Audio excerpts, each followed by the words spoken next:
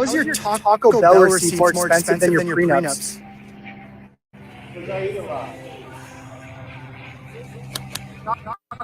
Tastes a lot better than my ex-wife's pussy.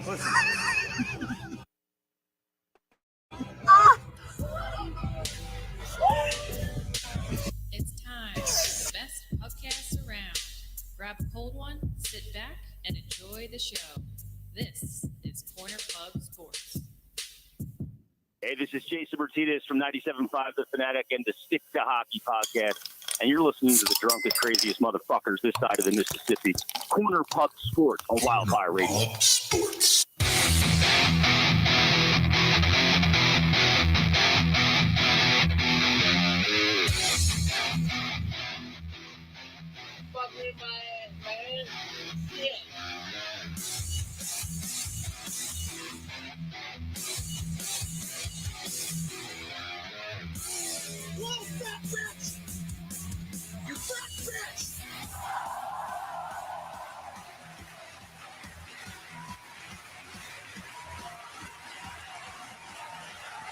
Welcome, everybody, to the fourth best podcast in Philadelphia. Absolutely. Yes, sir. Depending on which. I don't give a fuck on which it is. Fourth best podcast in Philly, motherfuckers. The pinnacle of sports bullshit. Yes. Yeah, perfectly said, bro. What's going on, Mr. Peterson? What's going on, everybody? If you're listening live, we thank you. If you're joining on Facebook and Twitter and YouTube, thank you so much. And, of course, if you're downloading the show on iTunes, Spotify, TuneIn, Satchel, we thank you guys so much. We are Corner Pub Sports back this week. We took last week off. Like fourth place, we don't even get a trophy. No. we get no. Where's our little So we found out we gotta work our way up. like a little microphone on it? Nah, our trophy is a snail trail. That's what our trophy is. No, it's a can of beer. yeah. It's a can of beer. The golden can of beer. Yep. That's our. Yep. That's our. Speaking of. By the way, we're not messing around. A thing was just published last week based on episodes and social media Of the reach entire and city. all that And stuff. the impact Yeah, of, like, we're fourth best podcast. number 4, man. Yeah, that's all. Wait a minute. We're Well, above, top five. Just say top five. and we're They don't above- know what number you are. Just say top five. Well, we're above John Clark. We are. We're above John Clark. That's We're above good a place to be. couple. We're also above the Eagle Eye podcast. Eagle Eye Trucking. Eagle Eye. No one's gonna know what that means. So what's going on, everybody? What are you guys drinking? I did ask. I got the Voodoo Ranger going on. The hazy Voodoo Ranger, which to me might be the best beer ever made. It's a good one. I'm just going old school lager. Yeah, me too, Mike. That's what I got too. Back to the roots with the original Blue Moon. All right, good. Yes, Awesome sir. stuff. Awesome stuff. All right, so we're live. Let's do it. We'll do it live. Fuck it. Let's start off with the Eagles. I don't think there's any other way, right? Yeah, let's do it. They made so by the- E-A-G-L-E-S we Eagles. haven't done that in a while. Next week we're gonna preview the NFL. We'll give predictions, Super Bowl, Yeah, I mean, I know we did predictions. I know we the divisions. we yeah. did the divisions, and I know that we kind of already talked a little bit. We might have dove into the our playoff predictions a little bit, but we can get deeper into Yeah, it. Yeah, definitely we'll for do sure. picks and everything next week. Maybe maybe we'll do a little we'll talk a little fantasy or something. Like Yeah, you got to do the fantasy. Yeah, Yeah, we'll do we got to do something. our Charter shit. charter shit. Yeah. That's all right. Yeah, we'll definitely do all that. So that'll be next week. But this week, I was thinking about going into positions for the Eagles and stuff. Oh, by the way, I'm sorry. I know we like jump. Mr. S.G. Carter will be joining us in about an hour to talk some UFC. Apparently, So- Mark's whole campground is listening to the show right now. I just saw. So Nice. Mark is away. So hello to everybody. Hello. Everybody that Mark is camping with. Mark, what's that campground called? Camp Anawana, we hold you in our heart. And when I think about you, it makes me want to fart. It's not Crystal Lake, right? There's not going to be a guy in a hockey mask that comes out of the water, right? No, I Mark, don't- if you go camping and you wake up with a sore asshole, you don't tell nobody, right? That's right. Yeah. You want to go camping? You ever have a gal suggest that you need Some attention's paid to your buttholes. What's up, Booch Bomb? Booch Bomb in the house. Yo. Did he say Gabby Gabagool? You know, I work all day, put some fucking food in this house and give you a good living. I come home, all I want is some good fucking cup of coal. Is that too much hard to fucking ask? Fuck you, Tony. Yeah, Tony, fuck you! Fuck you! He sounds like fucking Brian Johnson from ACDC. You talk about a hypocritical pig. Oh wife. my gosh, yeah, no problem spending the fucking money. Right. Fucking animals. She can't bend her knees once in a while. And let me fuck whoever I want to fuck. Yeah, like what the fuck? He starts to come and then he pulls out. Oh, Like, man. just- All right. Let me violate you once a week. Like, what the fuck? You fucking Russian girl. So Joe Bucci had a good question. Yeah. What the fuck is up with Miles Sanders? Sure. Let's go into So it. let's get into it. Because And we do have, there are Eagles moves. We'll get to Is it. But Sanders yeah. starting Well, the I'm- first week, or is he like? So I'm gonna start here. Hold on, Like, Patrick Kurtz said, Gary and Ryan, what's up, boys? What the fuck are we? Chopped liver? I'm just- yo, what's up, Pat? How you doing, brother? All right, go ahead. So Miles Sanders. I'm out on the Miles Sanders thing. I'm Mhm. done. I like the draft pick when they picked him. He obviously can't be a consistent running back in the NFL. He can't stay healthy. It's time to move on. I like the Trey Sermon pickup, but I'm willing with going with Boston Scott and Gainwell as your feature two backs. You know, he's like that guy in the fucking Rocky movies. Fucking Spider Richardson. Is that his name? Spider Rico. Spider Rico. I beat Spider Rico. He's got- Spider Rico's a bum. He's got a glass jaw. But if Sanders comes in and he gives me a little bit, like that's all I'm looking for. I'm not looking for anything consistently from him. It hasn't worked. He can't make it in the NFL. Joe's wondering if Trey Sermon can start. I don't think so. So that's one of the moves. Well, we and, know- and we'll ease into it. But Trey Sermon, the Eagles picked up Trey Sermon. Miles Sanders is when he comes back. Miles Sanders is a start. Absolutely. He is. There's no He is. doubt. Yeah, he's the starting running back on his team if he's healthy. But I get it's it. going to be a That little bit of a doesn't running mean- back by committee. But yeah, that doesn't mean I'm confident in him. right. I mean, if they picked up Sermon, then I don't think that they're 100% confident either. Mhm. Right. Well, Sermon's what, 6'4", 230. His name is Sermon. How can you go wrong? It's And Sermon. So I guess they don't like Huntley anymore, right? They caught him. They caught him. He's Yeah. gone. He be gone. Him and Evander's son are. Right. Elijah, right? He Yeah, was cut last yeah, year. he was cut last year. Yeah. The real deal. Yeah, 6'4", Actually, 230. Probably not. He was a third. Yeah, I guess not. He was third, the meal squeal. third round pick last year for the 49ers, and now he's in Philadelphia. Eagles. Well, We'll see. the 49ers traded up The trade up to that get him, position too, to yeah. get him. I got to be honest. We talked about it before the show. Is it a system thing? Maybe. You don't move up to get a guy who's untalented. There's something there with Trey Sermon. Absolutely. Gary had a good point. Before the show, he said, well, the 49ers aren't really a run between they weren't a run between the tackle team last year, which is true. They're Like they wanted to convert a big, bulky style guy to that style running. they did a lot of sweeps, And they did a lot of outside. he couldn't grab. He zones. couldn't grasp it. Right. They did a lot of zone runs. Polsky said, what about the 69ers? The 69ers had a winning season. They hit a They dirty, always have. They're always a winner. Yeah, the 69's always winning. they had a dirty nose, though. I don't care. Nah. I know you don't. Yeah, I wouldn't care. Come on. Uh, Get my tongue dirty, too. I don't give a fuck. well, they have brown streaks in their beard. Whatever. It is what it is. You're in a 69. Like, all right, let's go for it. Yeah. all Here's right. what it is. There's always positive with a 69. Yeah, I mean, all right, you want me to roll my tongue up and put it in there? All right, I'll try. All right. You look like you have to take a tinkle. You didn't have tacos No. for dinner, did you? You know? Take a couple trips. Right on your face. Yeah, Yeah, you know. well, everywhere there's 69, the hair is moist. Yeah, you know, If, you know. if the 69 is there, the hair is moist. Yeah, and there's a chance, if you're putting your tongue in there, she might put her tongue in yours. You know what I'm saying? You never know. No chick is ever going to eat your ass. No chick is going to rim you. No, it's not. You know, No. All right. Dave Never know. Lingle said he's drinking a No. cold one. No. Why not? Guys. Let's move on. As Sean's saying, I don't want to hear no more shit talk. And Polsky goes, hopefully no peanut allergy. Enough. All right. Let's talk football. All right, so to counter your point about maybe it's not their sit, like I'm not saying I dislike the move. The only thing I'm saying is last year San Francisco had a depleted backfield. They converted Debo Samuel to the running back. So, like, why didn't they give this guy a shot? You know what I mean? They cut him for a reason. Right. That's all. So, but maybe we get lucky. We find a diamond in the rough, and he works out here. Like, I'm not saying I dislike the move. Rob Velvis, by the way, of the Rob V Show. Go check him out. Go back to talk about rim jobs. I'm down, Rob, but I keep getting told no. Sean, It doesn't matter if the rim job's on a dog or not. It doesn't matter. No, Sean, cut it down. Shut it down. So I also have no confidence in Miles Sanders. Here's the thing.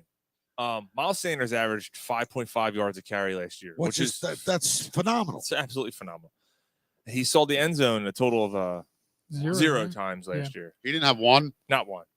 Well, that's because he probably blew a hamstring on the way to the end zone. Yeah, exactly. And that's the thing. He's always hurt. Even or he fumbled and then Sirianni didn't trust him. Preseason. Here we go. He's out and he's hurt. He's got hamstring issues or whatever was going on. I don't know. It's a flat tire. Yeah. It's like, here we go again, and that's why they picked up Trey Sermon because they know he's not going to last a year. They know that. They're going to end up with another one. I think the running back position for the Eagles is somebody. I think they got depth all across the board. Joe Bucci, running back's the problem. Joe Bucci said, "What's it take to get Kareem Hunt?" I don't think it happens now. I don't think running back's a problem now. By the Yeah, way. I don't know if Sermon's style's a problem, but I mean, he's another body. I don't think running back is that hard of a position to fill.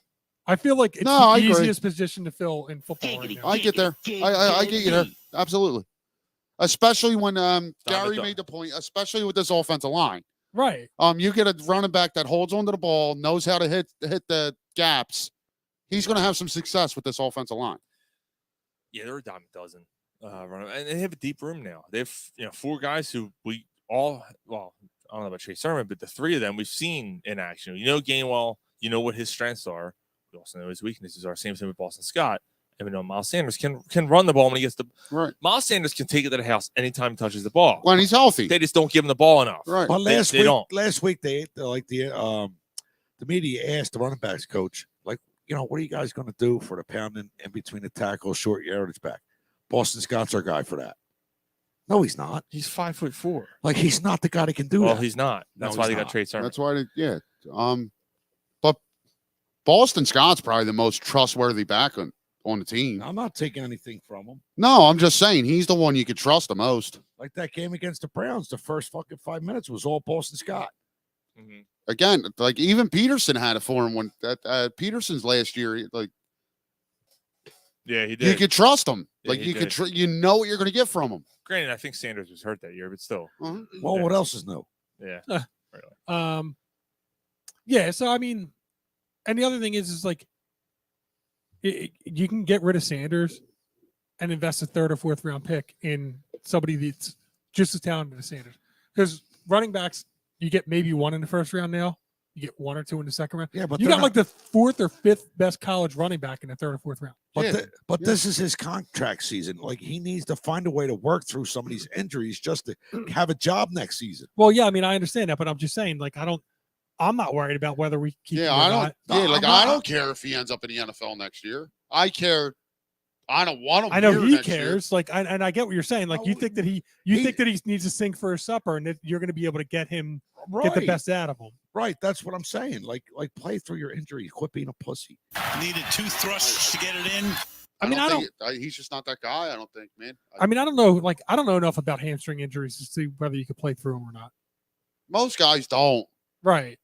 I mean, but if it's not a hamstring, it's an ankle. If it's not an ankle, it's a fucking shoulder. I'm not an NFL player, but I ripped a hamstring before, man, and it's painful. It took me a couple weeks. I couldn't even walk. I could barely walk on this thing. So, well, you're not fucking Miles Sanders. No, but I'm also, I was playing baseball, not football either. That's the other thing. Not at the pro level. You know what I mean? I still have to fucking run. No, not at the pro level. You didn't. So are you defending him or are you not defending him? Because you're like all over the place now. So if you tear a hamstring, you're not playing through it. That's what I'm trying to say. You can't walk on the thing. A hamstring tear or a hamstring strain is the same thing if I'm an athlete or not. So you're saying, a professional athlete or not. Like you're saying, it's painful. It's tough to play they through. poop just like we do. It's not even. It's not just tough to play through. It's impossible to play through. It's basically You can't. Yeah. Do you remember that? Do you remember when I was? You don't remember that game? No. Yeah. I hit a home run, round and third. I popped a hammy, and I remember Corbett going, "Oh no!" I had to crawl back to third. You all right? I'm like, I think so. And then I hobbled home, and he's like, "You're done." And sure enough, dude, black and blue. I was done for weeks. Yeah, I was dehydrated. I was out drinking the night before. That's what happened. So how was that different from any other week? Banging That whole fucking team. Banging some cougar that night too. It was fun. Oh, that was not after your uncle's. Yeah, it was that night. All right. Anyway, but yeah, I'm not saying I'm not looking for Miles Sanders to contribute at all. He'll probably have a 5-6 game run some part of the season where he looks good, right. But it's not going to last with him. So yeah, I mean it's but that, and I hear you, and I get your aggravation and stuff, but I think that's the least of our worries right now. What do you think's the biggest worry? Biggest worry right now? Well, Jalen Hurts. I mean, obviously. Oh yeah, but I don't know if that's a worry because you're set up to fix it if he's not the guy. Well, I mean, next year you're set up. You're not set up to fix it now. I mean, the worry for this season. I mean, the worry for next season, you got a bunch of guys on 1-year contracts. You got to retool next year, which is fine. I mean, hell, you'll end up doing it, but yeah. So this year it's Jalen Hurts. I mean, if you're talking another position because that's too easy, I still go linebacker. Really? Really? No way. I'm I think perfectly good with linebacker. I think they're in better shape at linebacker since Kazir White. They're better than they Reddick, have been. since Jeremiah Trotter. They haven't had a linebacker crew like this since Trotter was since here. those days. So what's your biggest worry? The running back position, honestly. They addressed the safety. Yeah. They went out and traded for Gardner Johnson from the Saints. Speaking of the team that we own their first round pick, and I'm glad you said that. About being in a good position because guess what? Now the Saints are much weaker. Like Mike Diddy was on our. Was he on the last show we were? Yeah. Yeah, he was on our last show. Well, not our last show we were on before that. He's a big Saints fan, and he's like, I cannot believe they just did this. Like he's pissed. The reason why the Eagles were able to get him because he wasn't going to sign a contract, but you still had him. Like I would rather have a guy for a year that's as talented as him in the offseason, or just get what you can out of him on a contract year. Yeah, but maybe they were worried about him being disgruntled and. He is a little bit of a fiery guy. Yeah. Apparently he's blown up in the locker room. He sucker punched Michael Thomas in the face. If not last year, the year before. Mm-hmm. Right. That got him out of a couple. Yeah. So like he is a fiery guy. So, So I guess they were just trying to get rid of a cancer then. Maybe. Because I mean, for what they gave up for him, or for what they gave him up for was like nothing. Yeah, absolutely. Like, and he's like borderline Pro Bowler, right? Right. So what was that? What was that deal? That one? That was like a sixth or like a fifth. A fifth and a sixth, and we got a seventh back. That's right. Yeah, and Garner Johnson, right, at a position that the Eagles needed help. And he's a borderline. So you give up a fifth and a sixth, like a fifth next year and a sixth a year after that, or something like that, for a guy that's a borderline Pro Bowler. That's honestly 3 years in the league being compared to Malcolm Jenkins. Mm-hmm. They're not calling him Malcolm Jenkins, but Malcolm Jenkins actually was a little bit more had a cooler head too. Obviously. Right, and the reason they compare him to Malcolm Jenkins is because Malcolm Jenkins became like a hybrid when he was in the prime of his career when he was with the Eagles, to where he could play any position in the secondary. Right, like he couldn't play right corner, left corner consistently all game, but he could do it like situationally. And that's what they're saying this guy can do. And meanwhile, for another guy that's going into, well, maybe it's just going into his third year instead of going into his fourth, we traded Rager for a fifth conditional fourth. Hold on. We actually got a better deal for Jalen Rager than they got for Gardner Johnson. Yeah. And we got to bet that We got a better deal for Jalen Reagor than the Dallas also, Cowboys did for Amari Cooper. We also got more than the Cowboys got for Cooper. Right. So, Howie Roseman, dude, like he continues to draft this well, like he did the past 2 years, man. He's turning into one of the better GMs in the league. He's always, let's face it, he's generally always been one of the better GMs in the league. Yeah. I mean, if it was his drafts that you constantly question, but and I hear you on that, but we talked about that. I think we talked about this 2 weeks ago. Their top 5-ish organization in football. Absolutely. There's Pittsburgh, New England, Green Bay. Uh-huh. You don't want to even say the Rams. You don't want to say the Buccaneers. No, they're still kind of because they they're in been it every now and consistent. again. But the Eagles are up there, man. They're in it more than they're not. Right. They're, I think they're more in it than the Cowboys. Yeah. Than anybody in our division. Yeah. I'm sure that I'm missing a team. I think they're like 5th in wins since 2000. Right, and that's 7. my point. Yeah. Wow, since 2000, all-time wins, they're number 7. Right, but since 2000, which is really when the Howie era. So Dave Peterson said that Howie sold his soul to the devil for sure this offseason. Whatever. I don't. No, I don't. I disagree. So do I. Because it's not like he didn't go out and spend, crazy money on these right. guys. They don't have a dream team. The Eagles are in good shape this year, but they're also in really good shape going forward. They have a lot of draft picks still, and they've gotten significantly younger on both lines. And a lot of these guys are on 1-year deals, to where they're not pigeonholed, they're not set up. I mean, they're gonna have to retool again next year for sure, but they're not in a position where they're not the Rams, where they're screwed for next year. And what you have to keep in mind is going into this year was the first year you had Wentz's money off the books. Mm-hmm. So they did that thing with Fletcher Cox.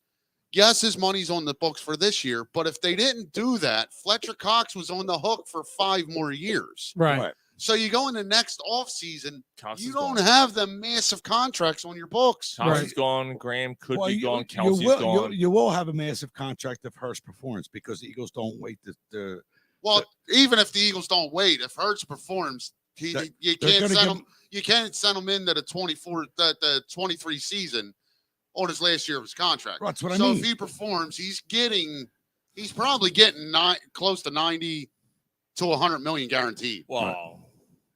It depends what level of perform. Right. But I mean, if he's the top 15 quarterback, he's not getting that money. Yeah, he is. No, he's not. Yes, he is. Top quarterbacks are getting $50 million a year, dude. He's not a top quarterback. He's right. So he's going to get $90 million guaranteed. Top quarterbacks, there's 2 or 3. Right, money. But he's going to get $90 million guaranteed, and he's going to make 30 a year. You're going, dude. If he gets to where we need him to be, you're paying him 30 a year. Okay, what are you saying though? Like, are you saying? I'm saying 4 years. No. Hold on, you're not hearing me out. I'm saying if he's the 15th best quarterback in the league, he is not getting $30 million. Yes, he is, or he holds out. Ryan Tannehill makes $29 million this year. That's good. Yeah. Ryan Tannehill makes $29 million this year. I don't think it's about that. I'm thinking is if you're 10 games in and there's 7-8 wins under his belt, they're going to extend him big money. 7-8 wins isn't getting you that fucking money. 10 games in, he said. 10 games in. Yeah, if they're 8-2 in week 10, they're going to extend him with big money. And I think he gets. We'll see what happens. I think he gets $30 million. I'm jumping ahead here because I'm thinking, I'm looking at what I see, and he's not a $30 million a year quarterback. Yeah, but the thing is, it's that he's right. Ryan's right, though. I mean, it's not even like he's not quarterbacks. If you're top 10, you're getting 30. Without a doubt, not even close. You're probably getting 35. 15, if you're probably getting 35, you're top 10. It's Aaron Rodgers even average quarterbacks are making. Aaron Rodgers is making 50. Russell Wilson just got extended. He's making 49. Dak Prescott's making 45. If Jalen Hurts takes a step or two forward, he's going to get. 30. He's getting Herbert's 30. Getting paid. Right, Mahomes he's getting 30 million. He's not getting paid yet. Herbert's still on his rookie deal. Right, but he will. But he will. He's And- going to get 40. And he deserves to because he's the top 3 quarterback in the league. Right. So, Sean. so you're not hearing me out. If Jalen Hurts takes how much of a step up is he going to need to take to get that kind of money that makes it warranted in your mind? A step or two forward. Two steps forward. So what does that get you? Like is he You is end he, up at is he now at 4,500,000, 4,500 yard a year guy? Yeah. And he's throwing 30 plus Yes. touchdowns? Then yes. I don't think he's making Well, that he step. might not throw 30, but he accounts for like 36. Okay. Then he deserves to make that money. I mean, there's a lot of what To ifs. me, if he's another 3,500 yards a year and he throws for 22 again or whatever he threw for last year. I But think what it if was he less than that. what if he throws for 35, rushes for 11, and he accounts for 34 touchdowns? Then that's not 2 steps forward. That's 5 steps forward, and you're probably a Super Bowl team. So that makes a difference. That's why I'm asking. That's what I'm trying to ask. That's a good point. What kind of I step hear are you. you All right, looking so at? if Jalen Hurts is the same Jalen Hurts at the end of 2022 that he is now, But yet they go to the championship game.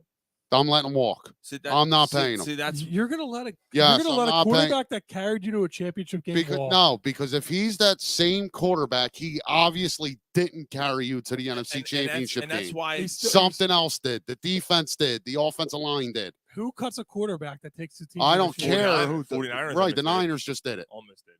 But that's Well, that's not Garoppolo, that's not the Eagles' forte. That's not what they do. I didn't ask what the Eagles did. I was asked what I would do. You know what I'm saying, bro? Right. You know what I mean? So if Jalen Hurts is the same Jalen Hurts as 2021 and they end up in the NFC Championship game, I'm not re-signing him. Even if he takes 1 step forward I think you resign him. and they go to championship. I need this for me to re-sign him. I need 64% completion percentage. I just need to see the arm better. You just need to What see if the he's consistency. what in the if passing he's game. average? What if he is Ryan Tannehill? I'm not re-signing him Yeah, because but then, that's but what I'm then- trying to but say, then- though, But like the that- problem is, and I hear you, I'm not re-signing him. But then you got Jameis Winston, you got Marcus Mariota, you got No, Carson you got Wentz, you got draft- Jared Goff. no, you got draft capital to move up and get a quarterback and what's supposed to be a serious quarterback Right, draft. right, Understood. There's but 5 Mitchell quarterbacks. Trubisky, There's Baker 5 quarterbacks Mayfield, in the draft next year. Jameis Winston, Mike, I'm not Jared Goff. I'm not taking that chance because of what these guys have been. I'm not committing to a guy that for 2 years you can clearly see can't be an NFL quarterback. But my point is that it's not easy an to NFL find a starting quarterback. quarterback. No, What- it's not. what's It's this not one? easy to find even an average starting quarterback. Okay, but Jalen Hurts isn't the guy. If Jalen Hurts is an average starting quarterback, No, if he's the same guy next year, I this guess- year, I guess I'm with you. I'm just, it's not easy. it's not easy, but because- that doesn't mean you don't try. right. But I mean, That doesn't mean you just hold But- on to this guy because you're afraid to try. Well, they I built understand, the- but you could end up being the Jets, or you could end up being. You're not going to Cleveland. end up the Jets. Because look at the Niners. Niners a perfect example.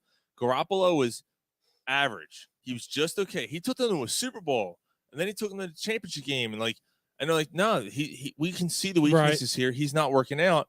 We're going to draft Trey Lance. Right. Now this year, Trey Lance, they're like, no, we're going to take the step. Even though Trey Lance barely played last year, He's a we're- starter. we're going to flip flop. And And then we're going to You put don't know. then Yeah, we're but going you to put don't know if Trey Garoppolo, Lance is going to be any good. and then we're going to put They Garoppolo, don't. Right. and They then we're don't. going to re-sign Garoppolo and have him breathing down your neck. But That's just they setting didn't- him up they to didn't- fail. They didn't sign Garoppolo to breathe down his neck. They signed Garoppolo because it's a situation where they're protecting themselves. Right, but how would you feel if you're Lance? Yeah, but Lance was already awarded the starting job before Garoppolo was even back on the team. He was, but what I'm saying is if you're Trey Lance and you're told the job is yours, like you're our guy, but after negotiation, we're going to bring back the guy that brought us to an NFC championship. I don't think that. We're going to bring him back as your backup, I and he don't- makes more money than you. Yeah, I don't think that's affecting him. I don't think so. I think he was given that job. He was kind of almost drafted- like the he was Nick dra- Foles, Carson Wentz. It's thing. almost as if, yeah, I mean, this is a little different because we're talking about one of the all-time grades, so it's a little different. But if, like Jordan Love was drafted and then Aaron Rodgers came, that's different. That's a bad comparison. What was the one? Nick Foles, Carson Wentz. Okay, that's a little bit better. See, But Carson Wentz is kind of a little bit. You hope yeah, that Trey but Lance the isn't difference is it was always Carson Wentz's job.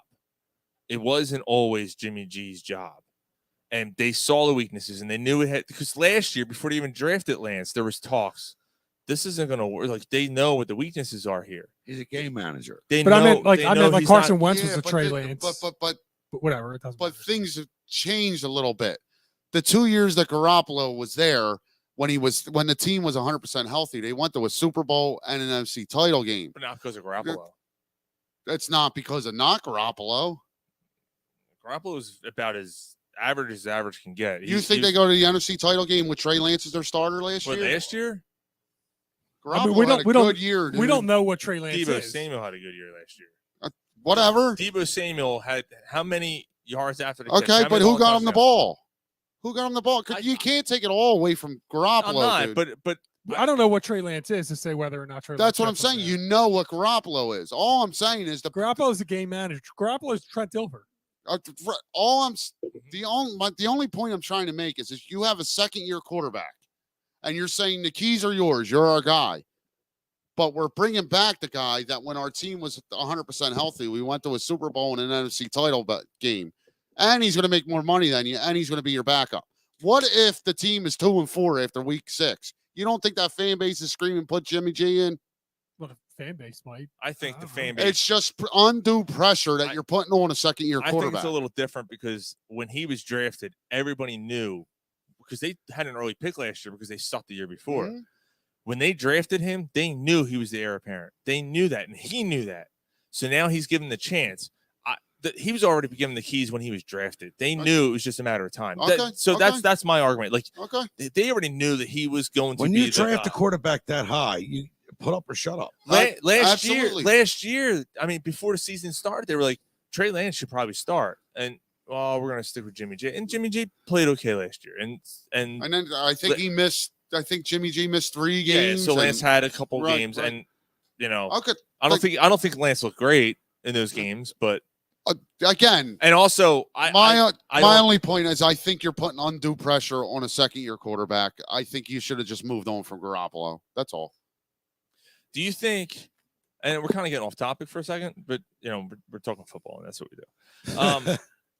Yeah, it's football. But season. if that's the case? How do you think Carson Wentz felt when he came in here with Shane Bradford or Shane Bradford, the other asshole, Chase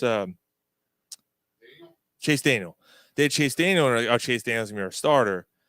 And then here's Chase Daniel, who's a nobody, but he's a veteran. He's been in the league, and it's still probably playing, stealing money somewhere. Wentz played 3 snaps, got hurt, and then was out for 3 weeks, and comes back, and by the way, you're the starter, and then they make the trade. See, I think that's different. Chase Daniel never led a team, never took to help take a team to a Super Bowl. That's what I'm saying. I'm just talking about pressure in general, where you're basically handed the keys without being proven. In general, that's all I'm saying. I'm not talking about your backup. I'm just saying he's basically like, we're clearing the way for you. You're now the guy. Even though you played 3 snaps at professional football in preseason and you played at a D2 school, good luck. Right, and I get your point, but I just think it's a different situation. It's hard to compare it just because of what Jimmy G has done with the Niners. You know what I mean? Jimmy G has a pedigree, whether you like the pedigree or not. Whether he's a game manager or a good quarterback or whatever, he has a pedigree. Triple H had the pedigree. Was that his move? Yep. Yeah, that was his move. Jimmy G is a starting quarterback in the NFL. Yeah. Chase Daniel isn't. So I think the situation's different. It's all about the game and who's playing. Is he I guess he's a starting quarterback, but I mean, I don't nobody's trading for him. We were talking about, before the season, we were like, man, did the Eagles go after Jimmy G? Like, did they take a chance at him? Like if they just say after last season they decided to move on from Hurts and Jimmy G's a starting quarterback here, I wouldn't hate it. I don't think it's make a difference. But I'm just saying I wouldn't hate it. That's my point. I would prefer Hurts over Jimmy G. Okay, but if you're Seattle, you prefer Geno Smith over Jimmy G? No. Well, yeah, but then why didn't they sign Jimmy G? Or why didn't they trade for Jimmy G? That's not the question, Mike. The question is, if you're Seattle, would you prefer if you're a Seattle fan, would you prefer Geno Smith over Jimmy G? No, I would prefer Jimmy G. But then exactly. So that's my point. Fucking Geno Smith. But I guess Seattle is tanking. Yeah, there's something going on. Right. Yeah. But so my point is that Jimmy G is not somebody that any team wants. He's average enough to where he probably doesn't help a team that's tanking. And is Jimmy G a better starting quarterback than Jacoby Brissett? Sure. Is Jimmy G a better starting quarterback than Davis Mills? Who? I'd stick with Davis Mills. What? Come on, dude. I don't know yet. Come on. I would stick with a younger Come on. guy that's got a little bit more Come on, upside. dude. Come on. In Houston? Like in Houston, I don't think Jimmy G makes it different. I think like with Houston's situation, I'm just talking about as a quarterback. Is Jimmy G a better quarterback than Davis Mills? I would prefer Davis Mills with the upside that Davis Mills has over Jimmy G. What upside does he have over Davis? What has he done? What upside does Davis Mills have over Jimmy G? He plays for Houston. We don't know yet. We don't know. He plays for Houston. And that's what I said. Take the situation out. But that you can't because we don't know what Davis Mills is yet. I think that we know what Jimmy G is. I would take upside. I would take the upside of Davis Mills. But over what's what the I upside? know. But what's the upside? Because he's younger. So that's it. Just because he's younger? Because he's younger and he's got some tools that you don't know. I'd rather take the unknown over an average guy. So okay. Okay. So with the unknown over an average guy goes with the whole conversation how this started is with Jalen Hurts. I would take the unknown over the average guy. Exactly. If Jalen Hurts is the same as he was or worse than last year, this year, you're moving on from him. I would take the unknown over the average guy. Right. Yeah, which sucks. But hold on, but that's weird though because you started. I know, but you started because you're like, you're afraid of this guy. I was afraid, but then at the end of it, I came to my senses or thought about it a little bit more. Mind. Now go home and get your fucking shine box. And I'm like, yeah, you got to do it. But I'm just saying that if you do it, the unknown, there's Justin Fields and Baker Mayfield, and there's so many. That's where I'm guys. at. Where I'm at going. If I know what Hurts is. And that's the best I got. You got to go. First of all, he's still under control for next year. Right. And you have to take the chance and see if you can get something better. I mean, that's what they got the draft picks for. They gave him some weapons. But I'm just saying, it's no guarantee. If he can't, it's a make it or break it year for Hurts. If he can't do it with this roster, he'll never do it. Right. But I'm just saying that, the fact that there's a lot of good quarterbacks or a lot of quarterbacks next year doesn't mean Trevor Lawrence might not be all that great. And he was But that doesn't, and again, that doesn't mean you don't try. No, I mean, like I'm if just you know, you try, but don't get your hopes up that you got it. I'm not saying that. My only point is, if you know what Hurts is, if you know he's reached his ceiling, this is who he is. He's not going to get any better.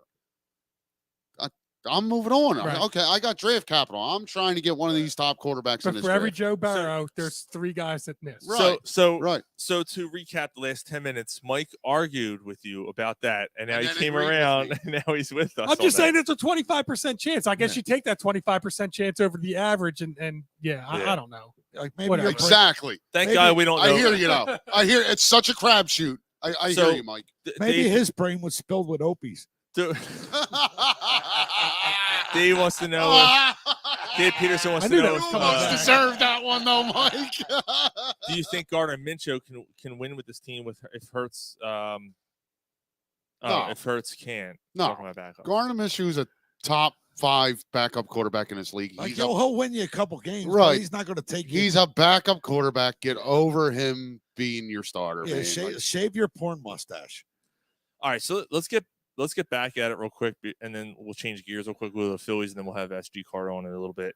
Yeah, I don't even know what we were talking about. What's the point of the Eagles? And then we went down a whole different football path than I expected. That's all that's on my mind right now. Yeah. Football. It's like, let's go already. For the last month. There's no need to have this off week. Like, football should be starting this weekend. Yeah, like there's a feeling of fall in the air. Yeah, bro. You know what it is? It's weird. So you have 3 preseason games, but 4 preseason weeks. So they don't shorten the time. Right. They just shorten the amount of games. What the fuck? That's so stupid. Like, if you're going to play 17 games, shouldn't you start a week earlier? Right. And am I in the minority? How much preseason football have you watched? 1/2. Yeah. You? Yeah. Maybe a minute. I don't even know if I watched any. Half. I've watched a quarter, and it was the Jets. No, it was the Bills and. Oh, so it wasn't even the Eagles. No, it was the Bills and. I want to say the Redskins, the Commanders, maybe. Right, like say I haven't watched a second of Eagles preseason. Like play 20 It's games. weird. I used to watch preseason. Just football. play. I used to. I don't know why. I just don't. Play once. Play one preseason game where you get your guys, used to getting hit and play 20 fucking regular games. You can't jump at the 20, bro. Play 20. You can't jump at the 20. That's 5 months of regular season football, and the bro. starters aren't playing in those preseason games, so it's 2 more. You're adding 7 more games that are scheduled. Yeah, Gary, you can't do that, bro. All right, so their first game when they're getting fucking Dude, hit. you just want NFL to last all season. Yeah, Like, you just don't want it to stop. That's 5 months of regular season. Dave So Peterson. you're looking September, October, November, December. You're at the end of January before the playoffs start. You don't care. February. The playoffs go into March. He don't care. He just wants football. He doesn't give a shit. He's not talking I about hear you, though. schematics. I mean, Just give me more football. I hear you, bro. Dave Peterson said I saw a meme today. It said, "I'm so ready for football that I went to the airport just to boo the Jets." yeah, I've seen that too. Speaking of jokes, I think Ryan has one for us. All right, so No, I messed it up. Yeah. You sound like my dad now. yeah, you're trying to be my dad. Yeah. You're trying to be Papa Sheed. Yeah. Yeah, you got to scratch your nuts when you're saying All right, that. so this is one I heard from Papa Sheed, and through my brother will tell you, through our whole life, my dad is not the best joke teller. You gotta love him though. He hears good ones, and in the middle of every joke he tells, he says, "Oh, wait, hold on." All right, so anyway, so you got this married couple, husband and wife. They're going on vacation. They go to Jerusalem.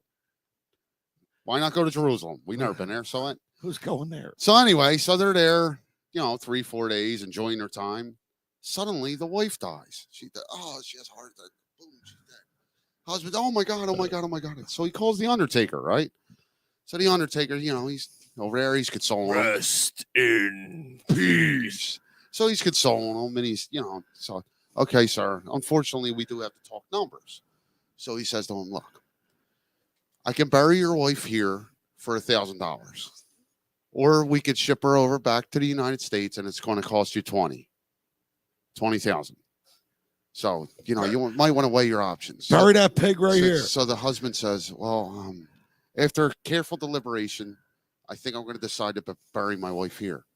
So the Undertaker says to him, but sir, it's $1,000 here, but $20 to go back to the States. I just, So the husband says, yeah, but the last time you buried somebody here, they woke up in 3 days and walked away.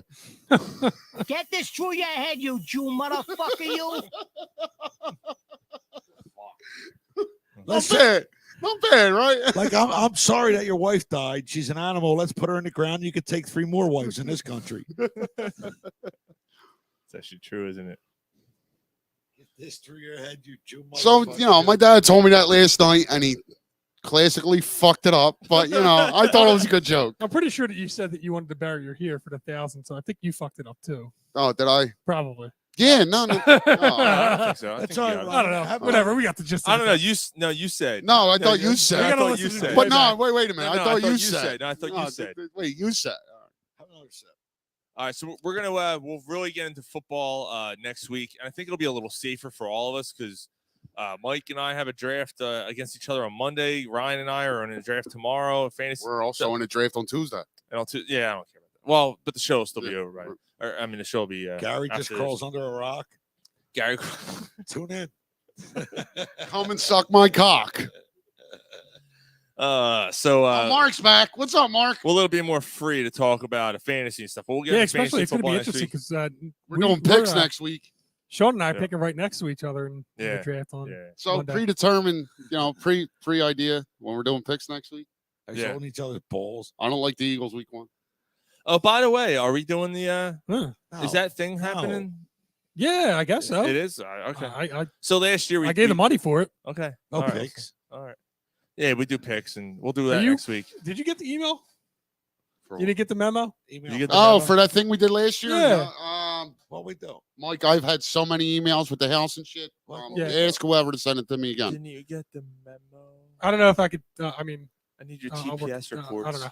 I Well, I'll mean, try to work it worse out, comes it, worse I'm out. But like, Okay. Mike, I've gotten so many Yeah, emails. no, I mean you got shit to do. I get it. TPS reports. I completely forgot about that. Lee, about that. Tire pressure sensor. What's this? The TPS reports. Tire pressure. Oh, the sensor. TPS Yeah. reports. Yeah, you got to get the Let's TPS ask you to reports. come in on Saturday. Yeah, it'd be great if you get them done. Titty It'd be point really system. great if you get. We them work with a guy who looks like Yup. Lumberg. Yeah, that's awesome. Yeah, Oh, he's the software one of the software guys. Anyway, Lumberg. Lumber from Office Space. Oh, if we have time, I actually have a drunk movie review. Like at the end Oh, of the you show. got a movie review? It's not a movie. It's technically it's a documentary. It was really good. Anyway, so just for I got a drunk show review. Yeah, we could do that too. No, Yeah. I mean I don't want to do that. I guess everybody's probably seen it. Yeah. What We'll get to it later. After later. Huh? What? Who? What? All right, let's talk some Phillies before Mr. Carter joins us. Why ain't the Phillies game on? Because they're on. Because it's on at 10:15. Oh, they're out in fucking San Francisco with Gabe Kapler and his fucking coconut oil. Yep. Yep. Yes, they are. Cauliflower cheesesteaks. Yeah, I hope they sweep that fucking team. Yeah, well, they should. They won't. Because they're the Phillies. They won't. Win 2 out of 3. That's all right. Well, 2 out of 3 would be nice, but I just hope they sweep them because it's No, guaranteed tonight they lose 2-1.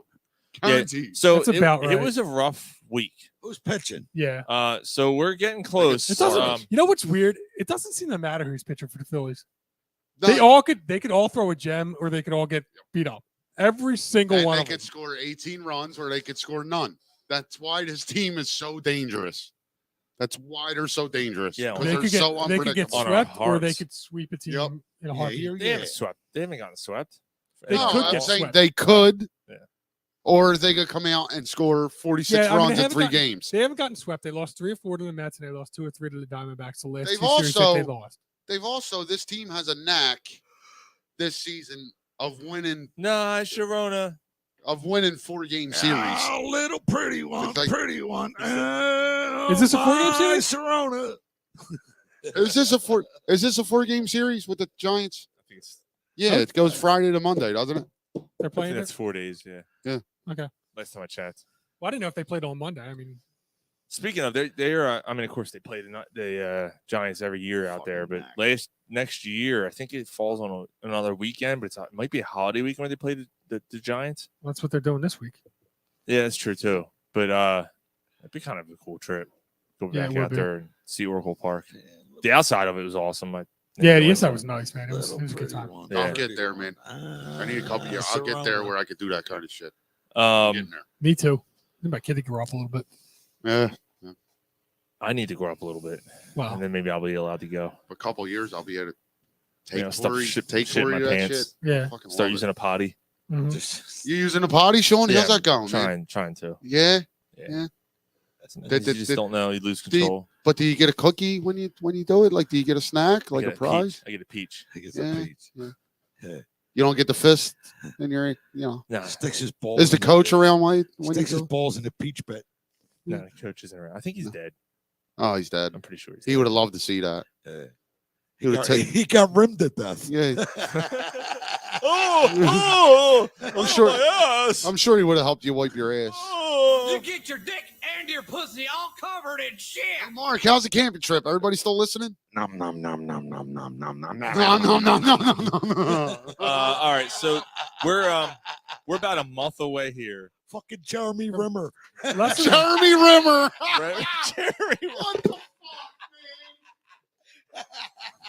Jeremy Rimmer.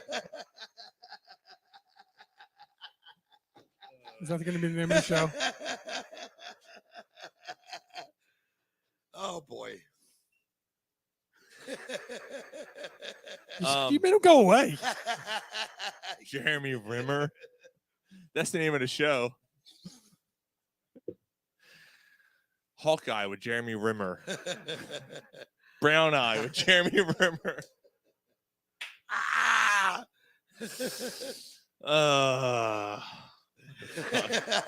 Where did that even come from? Yo, like he's I don't know. It was so random. Yeah, that was good though.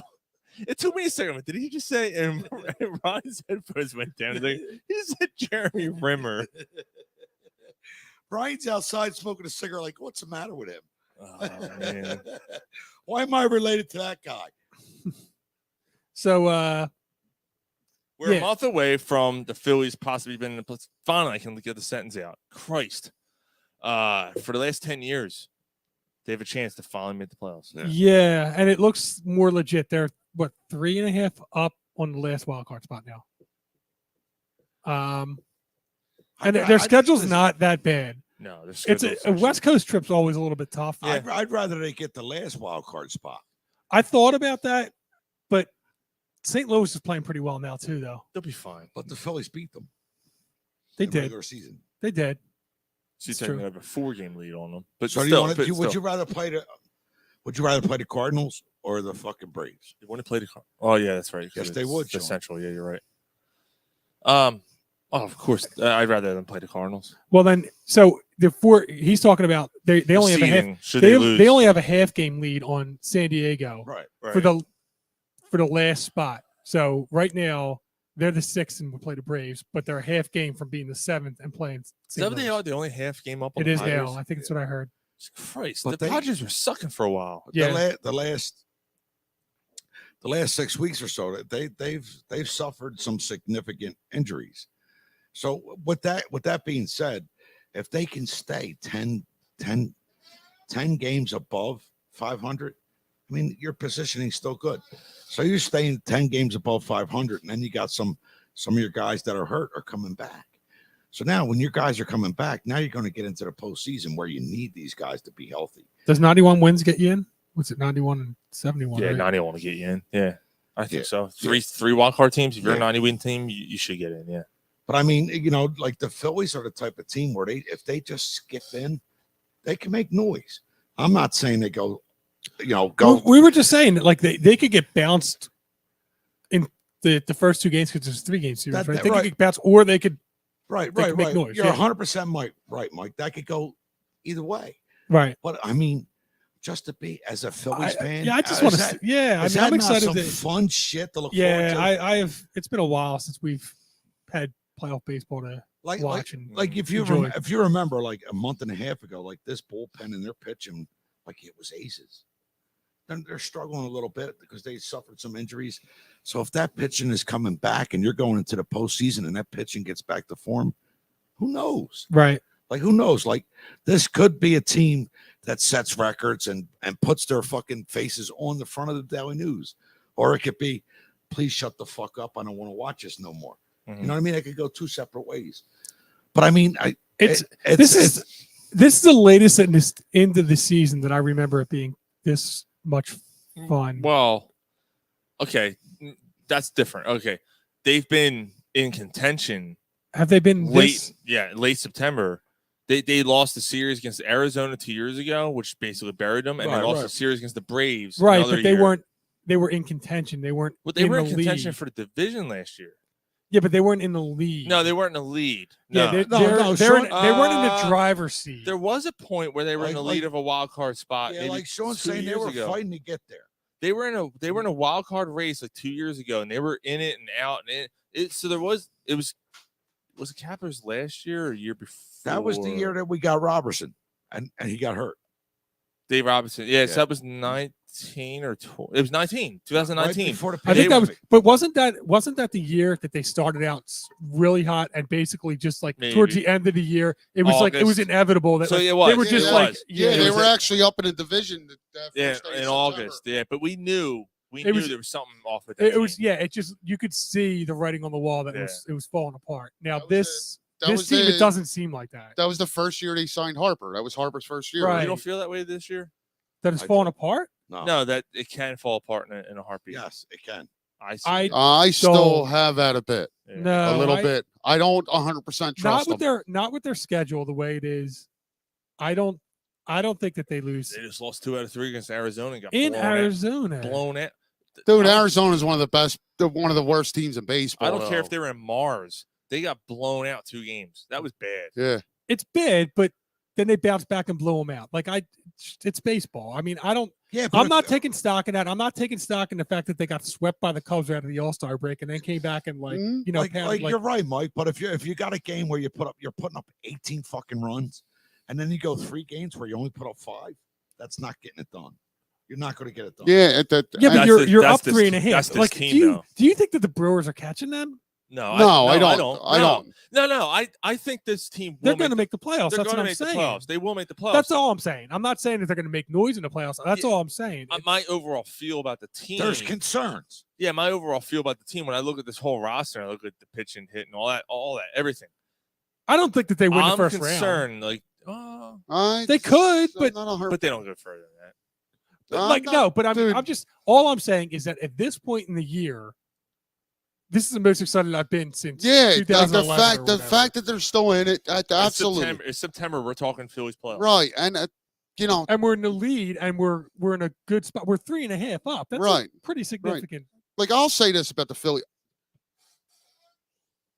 I wouldn't be 100% surprised if they won the World Series or got bounced in the wild card round.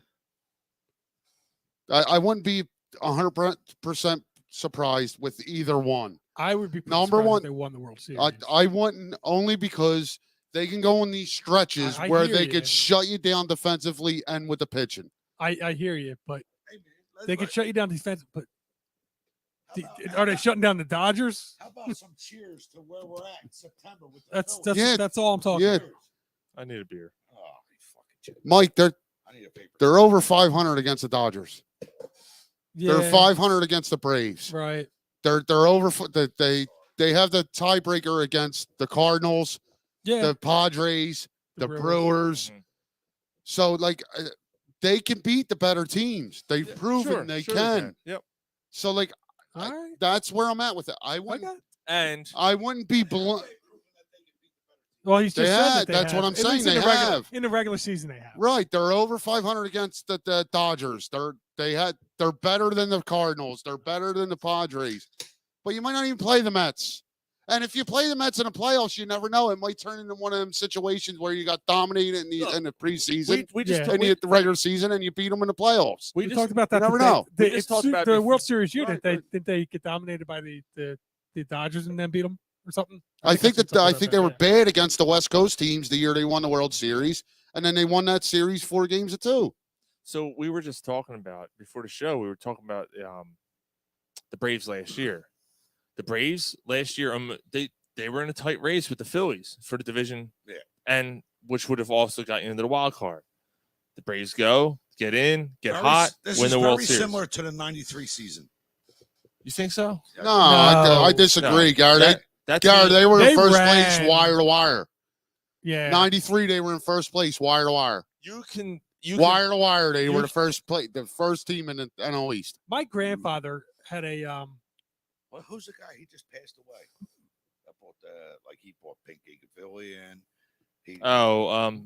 Lee Montgomery? Lee Thomas. Lee Thomas, yeah. Lee Thomas just passed away last week. My grandfather, he had like the schedule printed out, and like for each month he had like the record. They were 19-5 in April that year. Yeah, and he had it just kind of like written out and stuff. They had like 1 month that was like 500-ish. Right. And then every other month they were like, you just looked at it like, damn. That's the old school Phillies fan. Yeah. So Mike brought something up earlier before you were here. So how long the Phillies been around? At least 125, 130 years. Right, some years. I think it's 123 years. It's more than that. Oh, it's 153 years. Is it that long? No, it's not that long either. It's 83. It was 1883? 1883, yeah. So 100, you're looking 130 years or so. 135, yeah. All right. So whatever, 140. You're looking around 140 years. 140 years the Phillies been around. Okay. If they win 93 games this year, it's their 5th best winning season. Ryan, I appreciate that stat, but stop saying it. I don't care. Let's see what they're going to do this this year. Playoffs, a total of 14 times. Yeah, that's sad. Now, so I was saying before, less than 10% of the time. I was saying before the show, though, the only thing with that is it was tough because only one most team. Of the years there was one team or two division winner. Yeah. It was 2 teams that made. Yeah, like the top 2 teams went to the NLCS, and then it was the World Series. Even before that, there was years where I think way back in the day there was probably like the 30s. The 30s. There wasn't 1-1. There was 1-1. It was 1-1. Whoever won the pennant played in the World Series. That was it. There was no playoffs. There was no NLCS. Now, granted, there was only 16 teams or whatever then total. But well, that's true too. That makes it. But I'm just saying it's exciting. Absolutely. Yeah. No, it'll be so good. that I do think the Phillies are definitely a playoff team this year. It'd be nice to remind Cotton Avenue what we are. Right? Absolutely. Again, I wouldn't be shocked. I wouldn't be shocked they won the World Series. I wouldn't be shocked they get bounced in a wild card round. I like where they're going. Their pitching's gonna get better and better because we were just talking about this while you're upstairs. Right, should get better and better from what you're seeing in the farm system. Yeah. The lineup, you're gonna have to buy it. You're just gonna have to continually buy the lineup. I think Trey Turner's here next year. I think he's your starting shortstop and your leadoff hitter. What about you're Falter? So you don't think Stott's good enough to? No, he'll be your starting second baseman. So you get rid of Segura, okay? Yeah. So Peterson said the Phillies were formed in 1883. They're oldest continuous one name, one city franchise in all of professional sports. There you go. With 14 playoff appearances. Dave Peterson strikes again. Yes, sir. Thanks, Dave. 2 championships in 140 years. Yep. And they've been 4. Yeah, they've been in 6 or 7. Yeah, Okay. Yeah. All right. So what was it? 1980. Well, they've been in 4 since 80. Since 80, they've been in 4. It was 80, 83, 90. No, they've been in 5. It was 80, 83, 93, 08, and 09. Yeah, so they've been in 5. And they've won 2. So they were in more. They were in more than they've So they've been in like 9. They made the World Series in 83? 83, the Orioles beat them. Okay. Yeah. Yep. But I mean, I forgot about that when I was 2. 4 games. Yeah, 4 games to 2. They lost. But I mean, it's tough to get to there. Like it's hard. It's not easy. Yeah. Well, like we were saying that because in the new format, I'm trying to think. Were the Cubs a division winner the year they won the World Series? I think they were a wild card. I think they broke the curse, and they were the first wild card team. They still wouldn't have won one.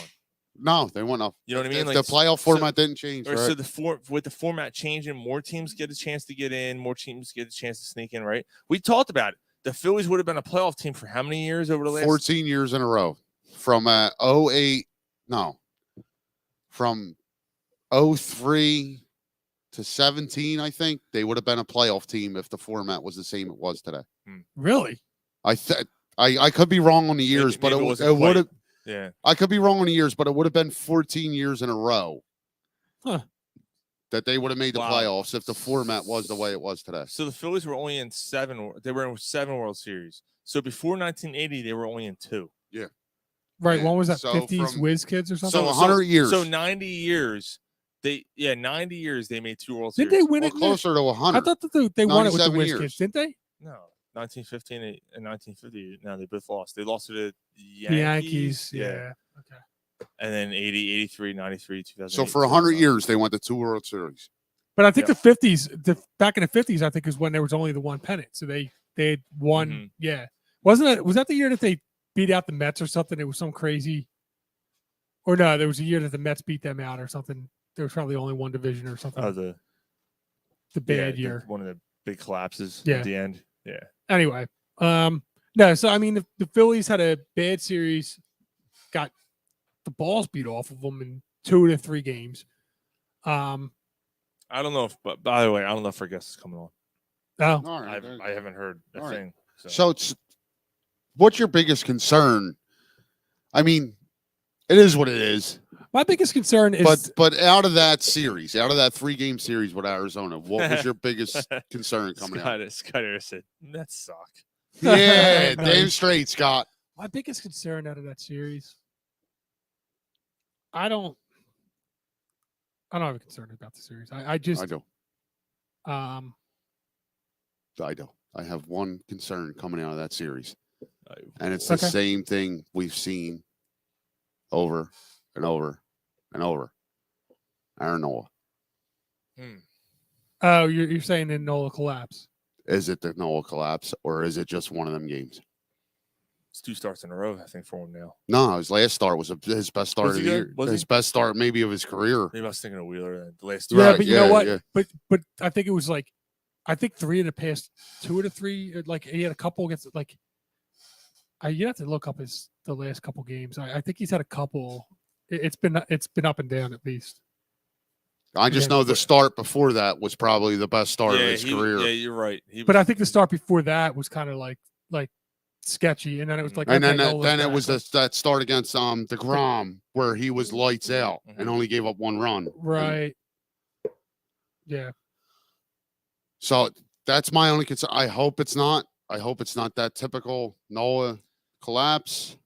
But You know that's what the that's my concern. You know what the coming out of weird that thing series. is, though? Again, I was just talking about it. Like, at this point, there's a game where you can count on Suarez. There's a game where you can count on, like, Gibson had like a 2-something ERA. Yeah, but Noah is one of your top starters. I get it. Like, I'm Wheeler and Nola are your 1 and 2. Right. So But- like that's more concerning than Gibson having a bad game to me. No, my point is more like Suarez, Gibson, and Syndergaard have all pitched well too. Like, it's almost, you almost kind of like wonder if those guys could start a playoff game and be all right. Well, Like, it's like there 2 or is 3 of them. Like, there is I don't know. another Like, maybe one of them starts over Nola if he collapses. Well, that there is another concern. Like Suarez's last 2 starts haven't been good. He got to the 5th inning and he started to fall apart. He hasn't made. He seems like somebody that only pitches 5 innings. Well, what I don't know. His last 6 weeks, dude, he's been lights out, and you got to remember. But it's only been like 5 innings, right? He hasn't. No, not the last 6 weeks. The last 6 weeks, he's given you consistently 7 good innings. Okay. But one thing you got to remember about Suarez, he's never been a starting pitcher for this long. Right.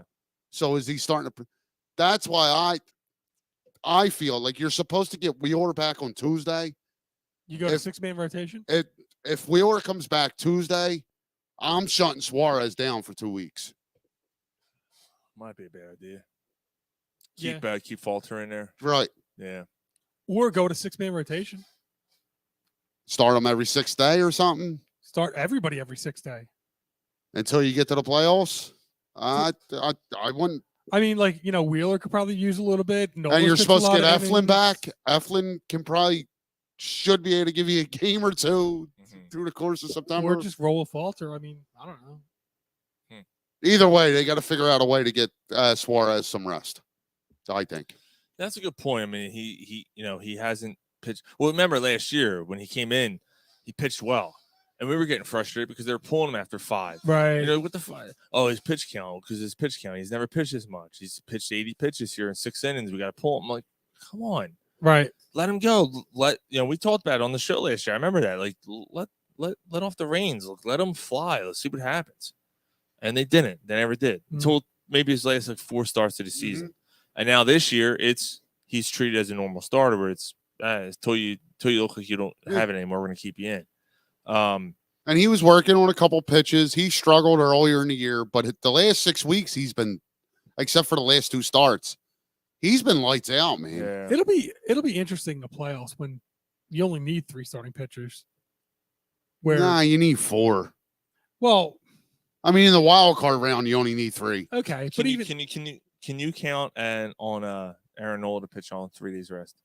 I can't. He's not Halliday. Well, no, you know what I mean. He's not a guy. Yeah, like but that. in a 3-game series, you don't need to. Right, in a 3-game series. And the first series, like the wild card round, is on, a 3. So he's on 4 days rest instead of 5, because they do pitch, play back to backs. It's not every other night like hockey. Right, but if Nola, like, you're not going to get 2 starts out of Nola in a 3-game series anyway. No, but no, not in a 3-game series. Like, the DS, the 7-game. CS. Yeah. Well, I mean, Christ. But would you that far? Like, but just say they get to the NLDS, you go Nola, Wheeler, Suarez. Okay. Nola could pitch game 4. You're not going Syndergaard? You're going Nola? No. It depends. It depends So on how many you're going days. Nola on 4 days rest? Yeah, absolutely. That's what I'm asking. Do you have that confidence in Aaron Nola to be able to do something like that? Absolutely. Wait, is it 4 or 5 days? If it's regular rest, because 4 days is regular, right? Like I think he'd be on regular rest in the NLDS pitching game 4. 5th day. Right, but I think there would be a travel day, so there would be an off at least day. one travel. There, one maybe 2. Right, so I think you can get 2 starts out of Nola in a 5-game Yeah, series. I hear you. It might be like it's. I don't it's know usually, if it's to usually your like point, I don't know if you get 3 starts out of Nola in the NLCS. Or there isn't or maybe it's like the game 6 or something where you need like that 4 star. The point might be Nola like, void anyway, because if you're doing that, you're not doing Nola anyway. You're doing the Wheeler.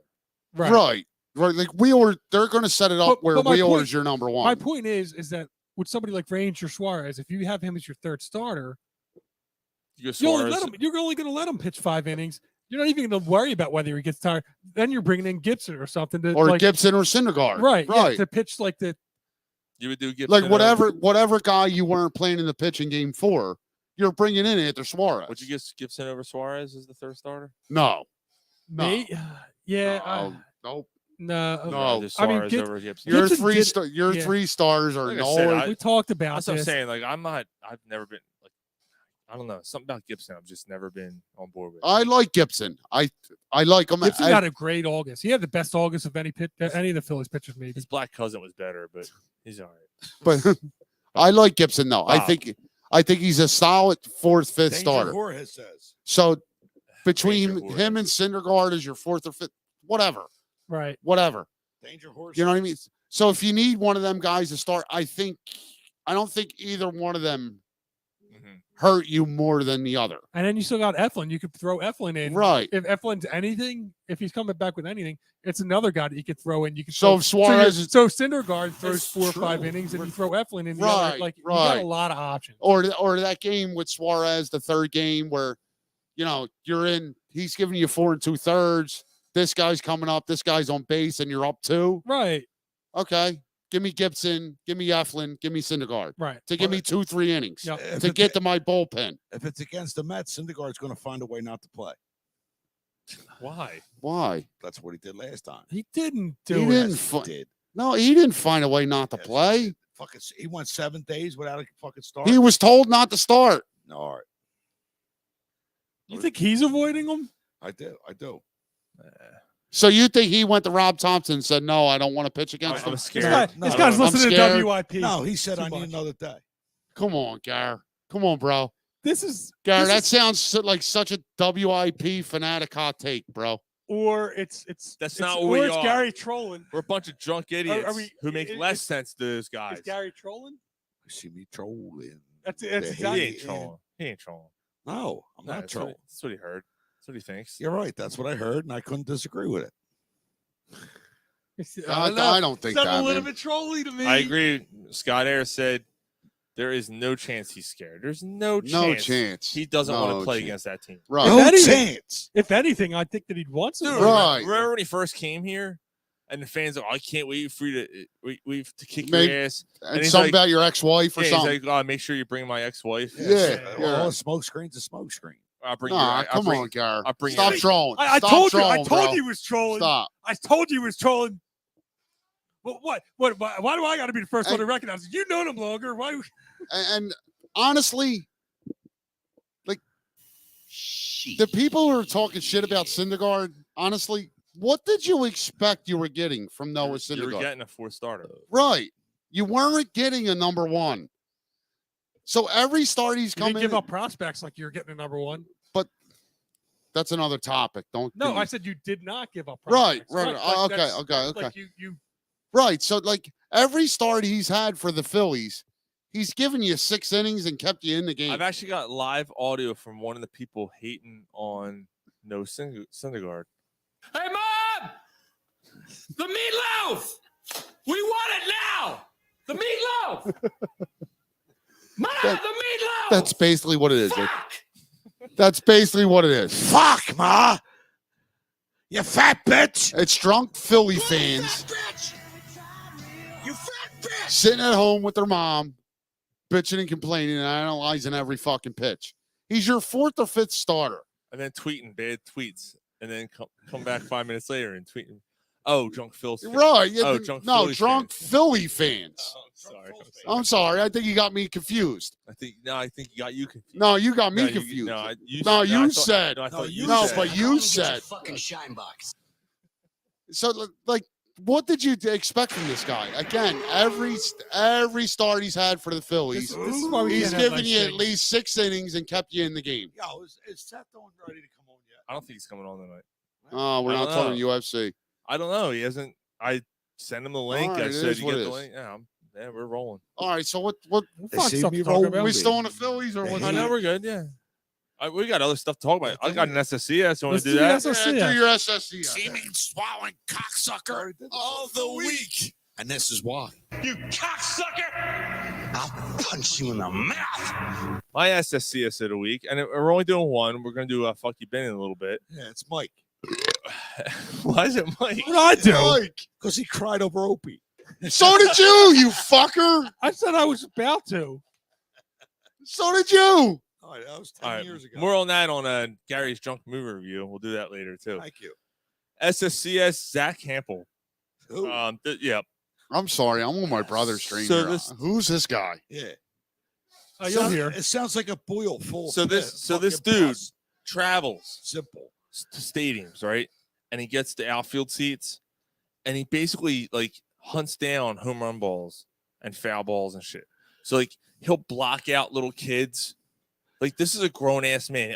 I'm assuming He's in his 40s. Actually, Scott if Scott's still tuned in here, I'd love to hear Scott's.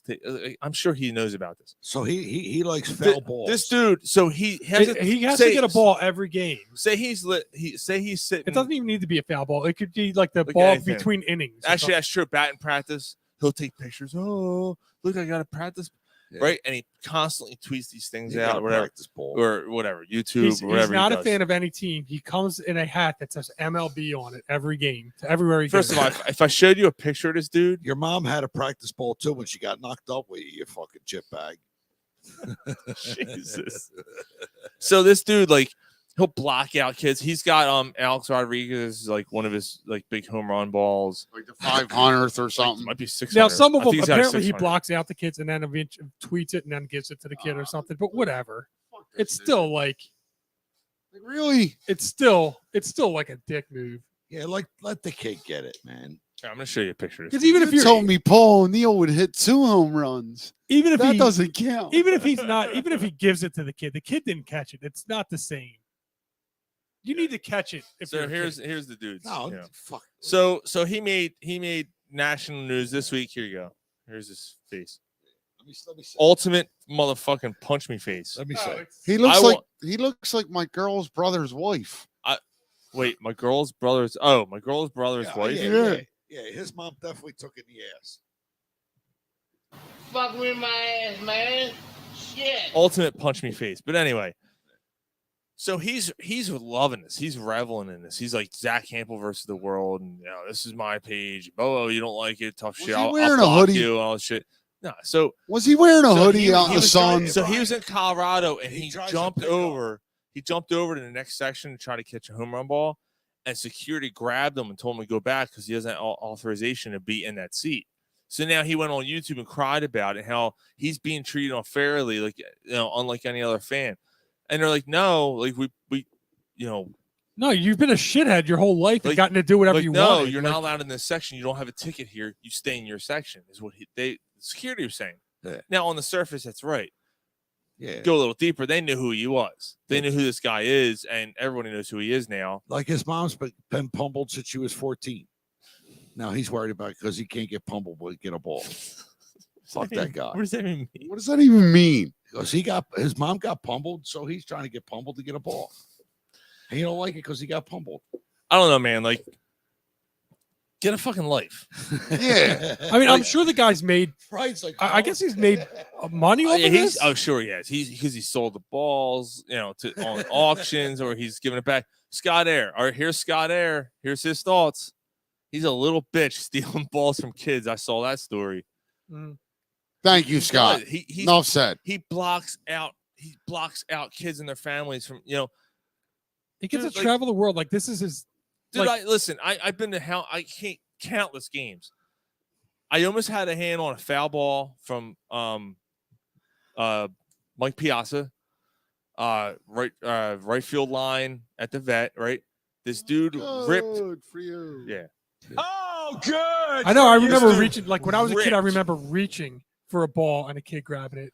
just As a long- grown man ripped the ball out of my hand, scratched my hand up. Like my hand I had scratch marks and bleed, bleeding all over the fucking place. Guy ripped the ball out of my hand. Right, I'm 12, 13. Right, that was the only close foul ball I ever had.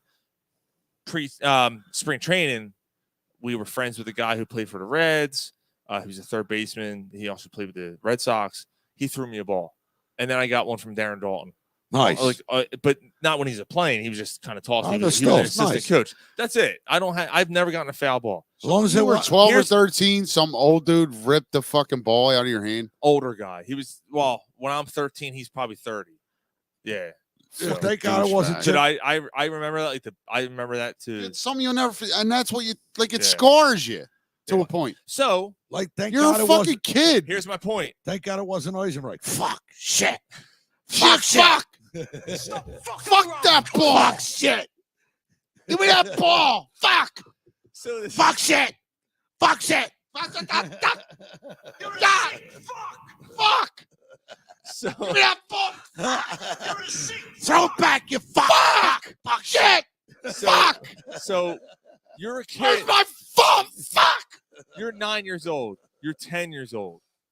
And here's Fuck you. Ball. Fuck. And here's this dude blocking you out and blocking your Fuck family out. you! Forget- Give me ball. Fuck. God damn it. Fuck. God. Fuck. Where's the ball? Fuck. I'll see you in the park. Fuck. Ball. Fuck. Fucking parking lot. Give me back my fucking ball. Fuck you. Give me ball. Fuck. He's not that angry. Who woke up the Shee brothers? I don't know. My fucking head hurts though. Isaac was never that angry. Fuck. Ball. Fuck. He was just aggravated because he couldn't tie his shoes because he didn't have his medication. And Croc walks over and goes, "What the fuck's wrong with this guy? What's the matter with you, you fuck? I can't. Oh, look at this stubborn motherfucker over And here." Dyser comes over. Need some help? Yeah, I got a dollar bill. Fuck. Fuck.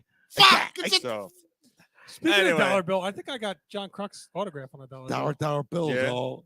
I'm not sure if I still have it. Could be buried somewhere. Gave you a 20 last night. You want another one? That's all I have from the sign. but anyway, you're an 8-year-old kid. Like you just said, dude ripped the ball in my hands. That always messed. I always think about that. right. Scarred you, man. This kid's 8 years old, and this man Douchebag. child, my man child's fucking blocking you out, blocking your family out. You know, like get out of here with that. That's fucked up. Just to make money or for his YouTube fame. Well, it wasn't YouTube then. It was Boob Tube. No, you still, dude. This dude's still posting videos.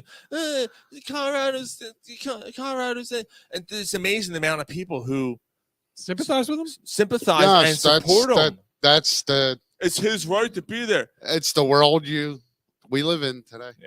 So Hey, man, I was looking forward to hearing from Seth tonight. What happened? I don't know. I don't know what happened. He never You responded. got knocked the fuck out.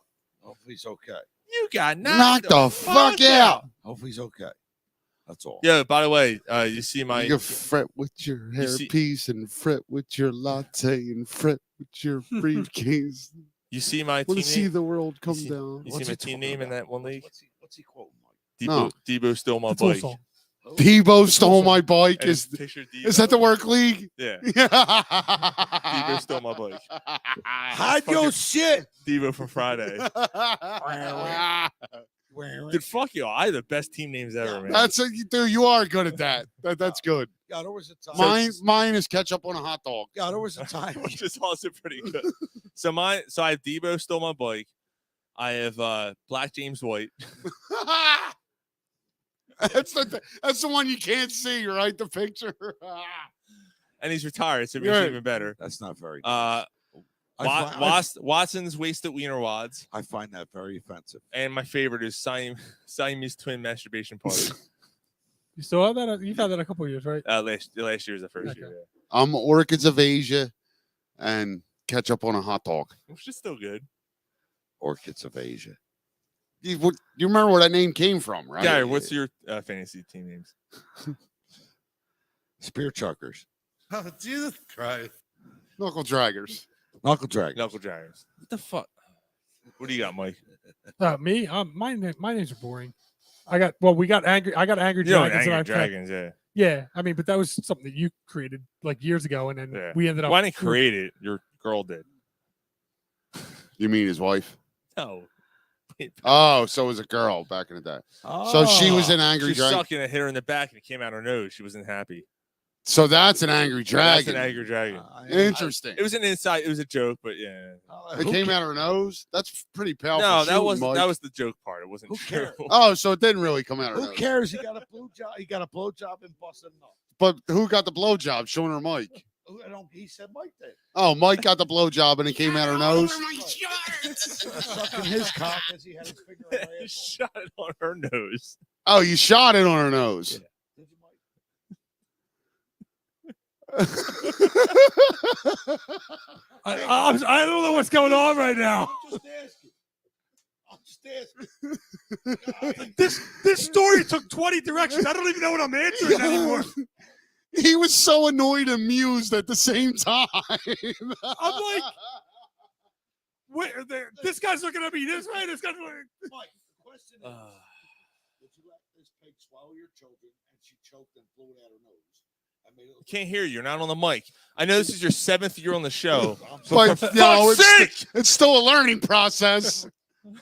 Stop fucking around, cunt. Stop fucking around, cunt. Mr. Orange has a question. Hey, to be clear, Mike, let's verify the question. Okay.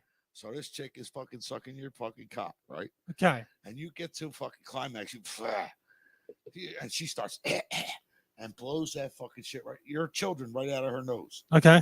So that's what happened? That's what I'm asking. Right. Is that why he's saying he had an angry dragon? Is that what happened? I'm asking. That's what I'm asking too. Is Mike like? Is that what happened? I think it's just the name of a team from something that's been. No, so it had nothing to do with a girl snorting your children out her nose. No, it's. I'm sure it's somebody else that did something like that. Oh, so The it's name- somebody name else's of it. children. Yeah. Somebody else was showing his girl's nose, and I was sucking his dick.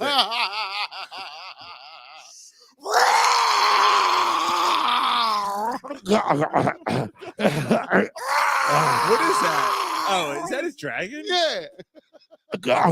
So it's still the same picture that Sean posted 10 years ago of a girl like spitting out Peterson white said, shit. "Hickory like, dickory dock." A chick was.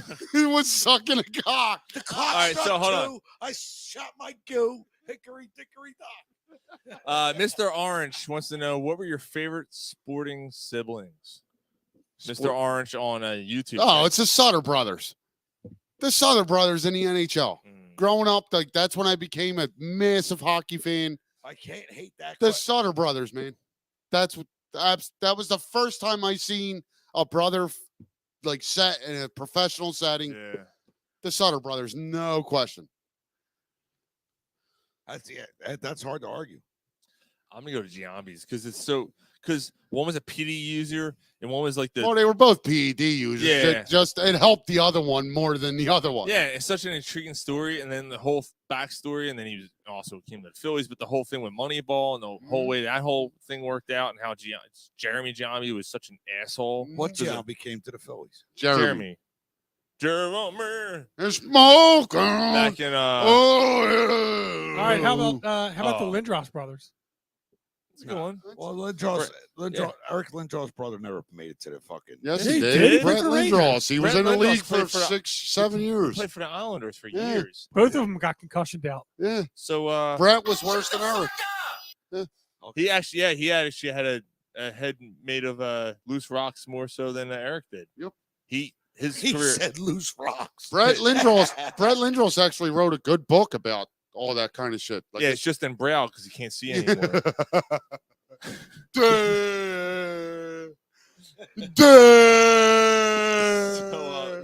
So, Mr. Orange said, Blind ass retarded Canadians.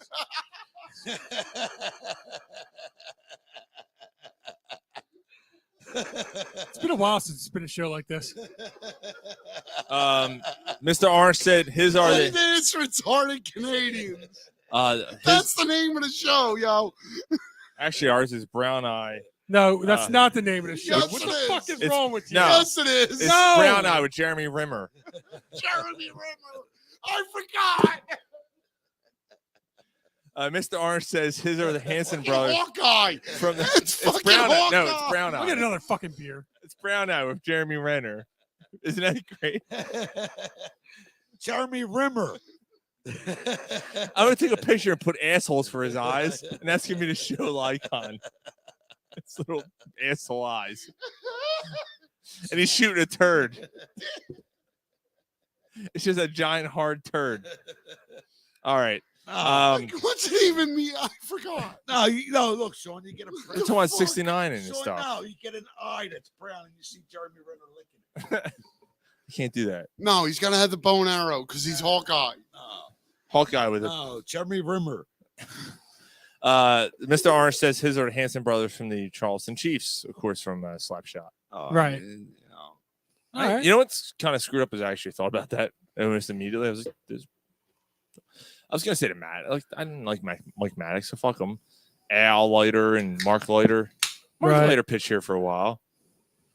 There's got to be better ones that we're not thinking of. There has to be. We're drunk. Oh, wait. Well, they're not. I'm sorry. Dave Peterson said It's the not Watts. brothers. Dave Peterson had a good one. The Watson brothers, like Joe Watts, they couldn't play hockey, but they could beat your ass on ice. It was like WWE on ice. How about the Sheed brothers, CPS? Don't forget that. Who, Joe? Yeah, motherfuckers. That's right. They said athletes. We're the pinnacle. Not the one that throws 7 interceptions to the other team in the first 2 You drives. had more completions to the other team than you did your own team. We're the pinnacle of. Dude, Sean, I don't think I've ever seen Sean more angry on. No, he was so mad. Like he was so mad. He tried to hide it, but he was so mad. Yeah, I've seen Sean play a lot of sports. I've seen Sean get angry a lot. I play sports and be angry a lot. That might have been the angriest I've ever seen. Yeah, he was mad. I'm like, you're not quarterbacking anymore. You're playing fucking line. Yeah. Sean said, "You fat motherfucker." You said you're Fat Joe Montana. Well, I don't get a pass. I'm like, dang. He was mad. I was wide open. Yeah. What no, the fuck, I got a pass. It fluttered, and it went to the other team. Yeah, because you were 5 yards downfield. He could only throw 3. At least I took a chance. Mr. Orange may have just hit it. That's not very nice. What? I don't know if you I get. thought we were friends. I don't think you get any better than this. Oh, well, siblings. Oh yeah, Venus and Serena. Yeah, Venus, that's if probably you the pinnacle. will. That's it might be. That's probably the best one. He said up there. They're up there. They might be the top of the list. Yeah, That's that might be the best one. I'd like to be up there. The Klitschko brothers. I'm sorry. Yeah, the boxers. I beg your pardon. Vladimir and No, I'm kidding. He's the Klitschko. Brothers. I said Klitschko. 1, 2. Let's go. Vladimir and what the fuck's the other one's name? Another Russian fuck. George. Yeah, it's I remember. It's George. Yeah, Vladimir and George Klitschko. No, it's Vladimir. It's Vladimir Klitschko and Cunt Jones Klitschko. How about Cheese and John, the Corsican brothers? Huh? Was it like Vladik or is it? I forget the other one's name. So what about the Bushwhackers? I'm not sure they're brothers. They look alike. All right, so why don't we do fuck you Ben? Hey, what about the fucking Legion of Doom, motherfuckers? The fucking what brothers? The Anvil, the fucking Road Hart Brothers, the Road Warriors. Yeah, the Road Warriors, the Hart Brothers. The Hart Brothers are going. Actually, oh yeah. Yeah, Brett the Anvil Neidhart. Actually, no. Owen and Bret. Owen, Brett, Anvil. That's actually a good one. Anvil. Yeah. Anvil was one of the fucking Road Warriors. Yeah, he was. Yeah, he was for a while. Yeah. What do you think about that, Dave Peterson? He's a big wrestling fan. The fucking Hart Brothers. That's a good one. Dave Peterson. Hope he doesn't break his neck over that answer. Yeah. Don't trip over your cock. All right. I think it's time. We haven't done this in a. How do you know how big Dave Peterson's cock is? Yeah, that's weird. Like, what's that even mean? Why do you make this weird? I'm breaking the ice. Breaking the ice? That made it fucking thicker. You just made it weird. Yeah, you made it weird. Talking about his cock. You don't even know the dude. We haven't done this in a while. Here we go. Fuck you, Ben. Fuck you, Ben. Fuck you, Ben. Fuck you, Ben. Fuck you, Ben. Fuck you, Ben. Fuck you, Ben. Fuck you, Ben. Where the fuck you been? Gary's got a fuck you, Ben. Yeah, what you got, bro? Pete Stinkavillia. Pete Stinkavillia. We were just talking about the 93 team tonight. Yeah. Oh, he's been here. He's been. He's been there. He's been everywhere. Where's he been? Let me look him up. Where the fuck you been? All right, while you're looking it up. You did call him.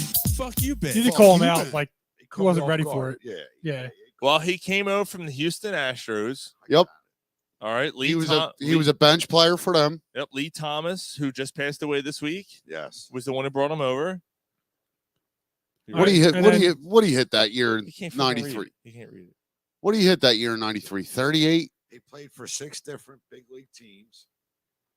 Also spending 1 year in a Nippon Professional Baseball League. Where he is now a manager for that league. The Napalm Baseball League? Napalm. Where's that based out of, bro? NIP. It's got to be China. No, that's Napalm.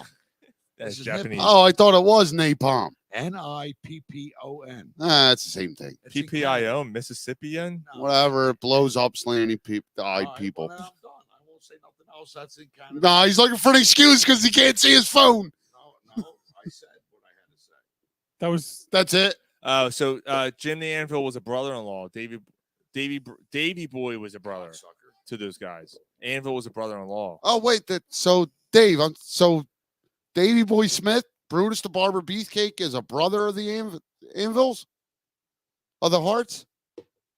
I didn't know that. You're asking him as if he's going to come. This is Dave Pearson over Yeah, there. he'll let us know. That was fucking weird. He'll let the us way know, you though. asked that was weird. Like he was going to come through the computer screen and answer you back. Yo, if he just floated out like a character in fucking Big Mouth. Get back to me, 1020. You know what I mean? Like Duke Ellington, and he's just floating here. Have you watched Big Mouth? No. What is it? Nick Offerman, and it's a fucked up show. It's about kids going through puberty. It's messed up. Yeah, It's fucking insane. I got some hormone monsters and shit. All right, so what's he doing now? Yeah, what's he doing, Gar? He's a manager of a team up in. That's it. Like that's all you get from him. All right, so where'd he go after the Phillies? I'm just saying, like you wasted a good fuck you been on like 3 sentences. Where the fuck you been? He sat out for 6 years. Now he's up fucking Canada. Gar, that would have. Oh, LJ Smith. that was a good one. LJ Smith. It's okay. Which, by the way, do you know what LJ? He's saying it's okay. He's justifying himself. No, instead of like somebody else. It's cool. Don't worry about it. Usually he's the one that's disappointed. Somebody's got to tell him it's okay. Now he's like, don't worry about it. No, it's okay. Don't worry about it. I don't like it. It's okay that I wasted that. Sean's got one. Don't worry about it. He's at 9th and Chunk making fucking sausage and peppers. My Because his last name ends in a vowel. I mean, in a vowel. I mean, wait, can I buy constant? No, it doesn't make sense. Can I buy a vowel? Yeah. Oh, what the fuck, dude? LJ Smith. Little John. Oh. I was just going to say, what does it stand for? Little Good job. John. Little John Smith. Second round pick of the 2003 NFL draft by the Philadelphia Eagles. Was considered a bust for a while, but actually. Because of the fumble. No, the fumble. Right. Yeah. Lost shit. That's it. It's the fumble. Yep. Lost shit.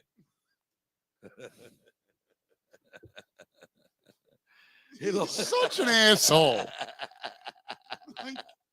Where else he put? He can't He even finds, hold a ball. I don't know how he figures out like where he has this Rolodex of like Like ways of, acronyms. yeah, it's like he's got one for each letter. Right. That's like the starter. And then he's got every other letter. He's got a Right. like a foul something. Right. Like he's got a whole Rolodex in his brain. Yeah, it just like And as soon as somebody says something, it starts click click click click. right. Ding. I'm sorry. It's like somebody going. It's like somebody turning it. And it's like it's a fucking slot machine. He gets the first one and hits. Mike. I'm sorry. Jackpot. How are we a top 5 podcast in Philadelphia again? Mike, Yeah. Mike, you're like, Winner. Mike, you're, Mike, Ding you're, ding ding ding ding. Some ding, old ding, lady's ding. like, I won. Mike, you're having a hard time figuring out in the past 4 years. This motherfucker's been putting up for My whole fucking life with this dude in this shit. All right, Looks so like you made it. But you never had the slot machine analogy. Now you have the slot No, machine you're analogy. right. And Yeah. that's exactly. Exactly. There's been times, Mike, where I'm at my mom and dad visiting. He says something, I say something back. He just drops what he's doing, looks at me. He's like, "There's something fucking wrong with you." LJ Smith's most famous catch? No, that's his drop. Most famous catch was the catching the first Super Bowl or first touchdown in the Super Bowl in 2004. Okay. Because he filled in for Chad Lewis, and everyone was He worried. broke his foot. Yeah, in the NFC Championship game. Yeah, did the dance on his ass. Yep. So LJ Smith was included in 2005 Chunky Soup commercials featuring Donovan McNabb. He enjoys playing basketball as a tremendous basketball prospect who drew interest from a number of Division I programs, including Florida State. So what is LJ Smith up to now? Does he have a lot of turnovers when he plays basketball? Wait a minute. This is supposed to be a little bit of hilarious, right? Right, Joe? Yes, it is. He lives in Longport, New Jersey. He currently owns and operates a Plato's Closet store in Edison. Huh. That's it? Yeah, because he's in the closet. No, I'm not coming out of the closet. That's you got to come out of the closet. So he and Plato's Closet's like one of those like it's a clothing store. Yeah, it's a clothing store, but it's kind of like it's safe. Is it like it's offbeat stuff or something? It's I don't safe in know. the closet. I'm not coming out. No, I'm not coming It's out. almost of the like closet. like weird, like offbeat, like not quite like thrift store, but kind of like that weird kind of It's ripped clothes. Like it's like a mix between like I'm poor but I have money. right. That's what I mean. So like between the it's thrift trying- store and Walmart. It's like a between thrift the asshole store and the penis. It's the like a taint. thrift store. It's the Oh, taint. it's like your prostate. It's the taint of stores. It's like the thrift store that you'd find on like Rodeo Drive. Like it's like all this expensive stuff that they're trying to make like look like thrift store stuff. Like it's a closet. It's a closet store because he's still in the closet hiding his shit. I'd rather starve Lost than shit. eat your bread. Wait, where? Plato's? Wait, what? I'd rather starve than eat your bread. Oh, because poor, not. Yeah. Oh, I gotcha. All right. While you were drunk? All right, I'm I am not drunk. peeing and having a man. cigarette. You're trying to make me drunk. It's time to catch up on some things you may have missed. Do you think a six-pack is acceptable? While you were drunk. I'm drunk and I love cats. What more do you need to know? So, if you haven't heard and you have an NFL fantasy football draft this weekend, Brian Robinson was shot last week, which was crazy. He was actually a victim of the crime. He was being robbed. He was being mugged, and he was shot in the ass and shot in the knee. Oof. Somehow, some way, the bullet didn't hit any major cartilage, any tendons, any bone. Wow. In his knee. Feel your knee. Right. Right yeah, now, you you're got listening. stuff, yeah. Right now, you're listening to the show while you have your other hand on your penis because of how good our voices are. And you got your hand on your knee, and you're like, wait, how the what? Yeah. Where did the bullet? How could the How could bullet it have miss? gone Yeah. through and not? Somehow it didn't hit anything major. He was placed on IR for the commandos. Whatever. What are they? Commanders. I hate it. The Redskins. I hate it. I hate it. Mhm. But he's expected back like week 5. That's crazy. Yeah. He was expected starter for that team, Right. Because Antonio Gibson's a piece of shit. So,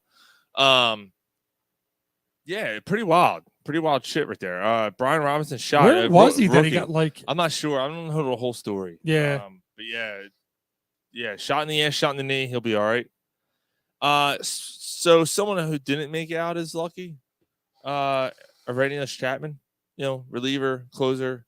Oh, right. Is now in the IL. While his team is, competing and everything. He's a closer, right? Yep. He's on the injured reserve because He decided to get a tattoo. he got a tattoo on his leg during the season and it became Infected, right? yeah. Yeah. So maybe he could have been an SSC of the week because you have 162 games. Granted, it's a long season. You could, and you're making how much money a year? You couldn't wait to get a tattoo Right. until after you were done. Like, I don't know. Maybe it's stupid. Now that I'm saying it in my head. Yeah, but although you're a pitcher, he's a closer. It's not even like he goes every 5th day. Like, Like that- how long does it take? Like, can you pitch after getting a tattoo that day? what was his leg? Can you pitch? So here's the thing. Can you pitch with a tattoo? It hurts, right? It's gonna feel like bad sunburn. It's gonna feel like bad sunburn Can you on your. pitch with bad sunburn? Yeah, he You probably could, but maybe I said I was just thinking in my head like maybe this is dumb because he could do whatever he wants. He has off days, but he's a relief pitcher, He doesn't know what his off days are. Right. And it takes about 3-4 days until that starts feeling good enough where it starts scabbing over and everything. So yeah, it feels like bad sunburn. I don't know where on his leg it was, but obviously it's worse because it became affected. Now look, that's probably I'm gonna assume that's a rare case. I don't know of many people who have ever said they got an infection from a tattoo. I don't know where he got this. Maybe it's in Miami or something. I don't know. But like, yeah, it's pretty bad. First of all, you would think that he would go somewhere. I mean, I guess it might just be kind of like a weird. Could be a freak thing. Right. Yeah, it could have been a freak thing. Look, most places they know well, they should know well enough to use clean needles and all that stuff. And I would imagine that he's paying enough for it that he's not going to some fucking shithole place. Yeah. Yeah, you would think so. The guy makes how much million a right. year? But I'm sure he's learned his lesson. So I think that's done with him. All right, so we didn't do a show last week, so a few of these might be a little older, okay? But I feel like this is something we should talk about. Last weekend, the Mets were in town, and the head of a Mets Facebook fan group threw out the first pitch. I read about this. I read the headlines. I didn't read the story. How did this happen? I don't know. He brought a whole section of people to come, which makes sense. You figured he's a head of a Facebook group, so maybe he bought a bunch of tickets. Okay, like I'm sure that he somehow finagled his way, and he got to throw out the first pitch. He showed up on the mound in Mets gear, in a Mets jersey, threw the pitch to the Fanatic, who the Fanatic then had to take a picture next to this jerk off.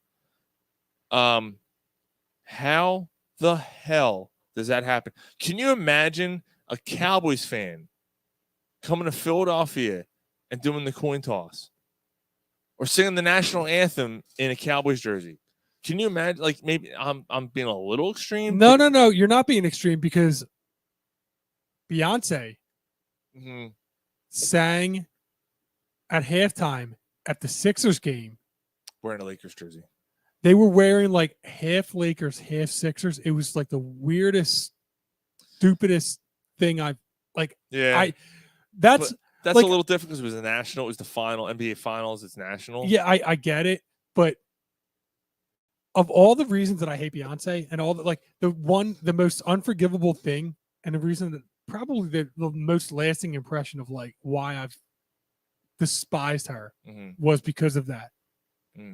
Like that was like, I didn't like her to begin with for a bunch of reasons. I don't like her music. That's when like they were in Destiny's Child, right? Right. God, I can't believe it's been that long. But that was when that's when I went from like, I don't like them, I don't like her, to I hate her. I will always hate her. I can get down with that.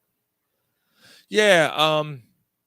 Peterson said no fucking way. Like about the fan. Right. Yeah. Like there's no way that would even. What were the Phillies thinking?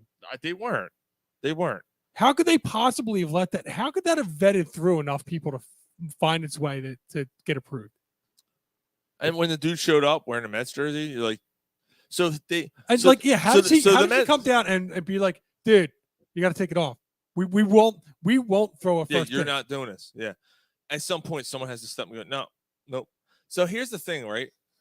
Because there's been celebrities who've thrown it. They're not Phillies fans. That's fine. They're not disrespecting. They're not wearing so the altitude. You let that happen. It's a slap in the face. And it's remember, some fucking no-name douchebag.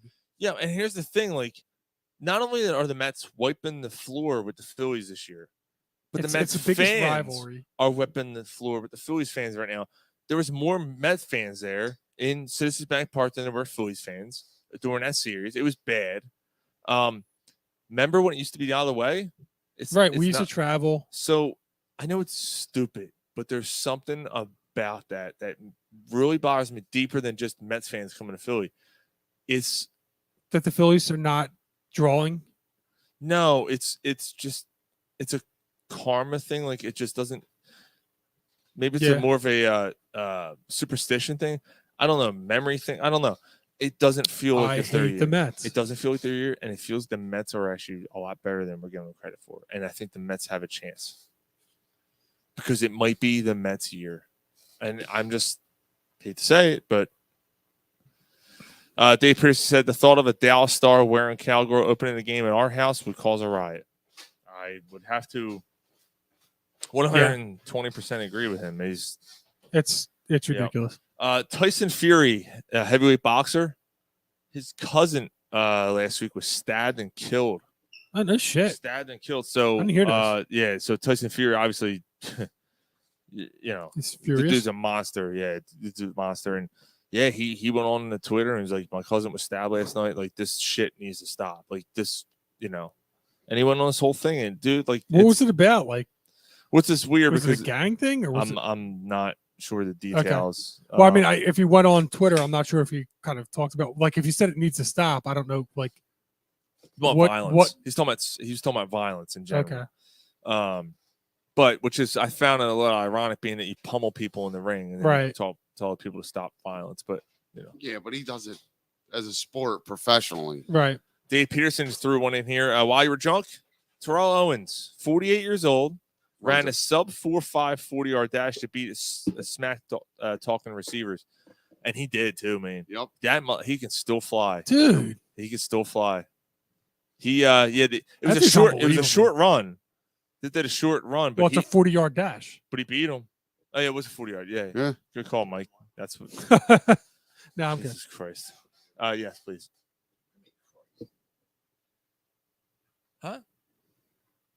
I said Christ. Probably because I don't know. I didn't say Christ. I don't want that. I didn't say Christ. You mean I said Miller yes. I'll drink it. Fuck. Legend Lee Dawson played in the first two Super Bowls. Lee Dawson passed away while we were drunk. Len Dawson? I said Lee Dawson. You said Lee. Yeah, I'm sorry. Len Dawson. Man, he's also the one that... Shaw's falling apart here. He's also the one that started that huddle with, the guys just standing there in a group and him coming up to him. Actually, you just see that the Chiefs in their last preseason game, they did that. So the guys grouped up instead of being in a huddle, because this was Len Dawson's thing. Okay. Instead of being in a huddle, they just grouped up like this. And then Mahomes came over, gave him the play. That's awesome. Yeah. No, I never heard from him. No, I never heard from him tonight. Fret for your Prozac. Fret for your latte. Mr. Carter, SG Carter. He does have a rough work schedule. I have to assume that something went on with that. Yeah. So. Oh, he didn't quit yet? Yeah, not yet. Bills punter Matt Azaria was cut, thankfully. So when I first shot at the store, Dan, he wasn't cut yet. Thankfully, he's been cut.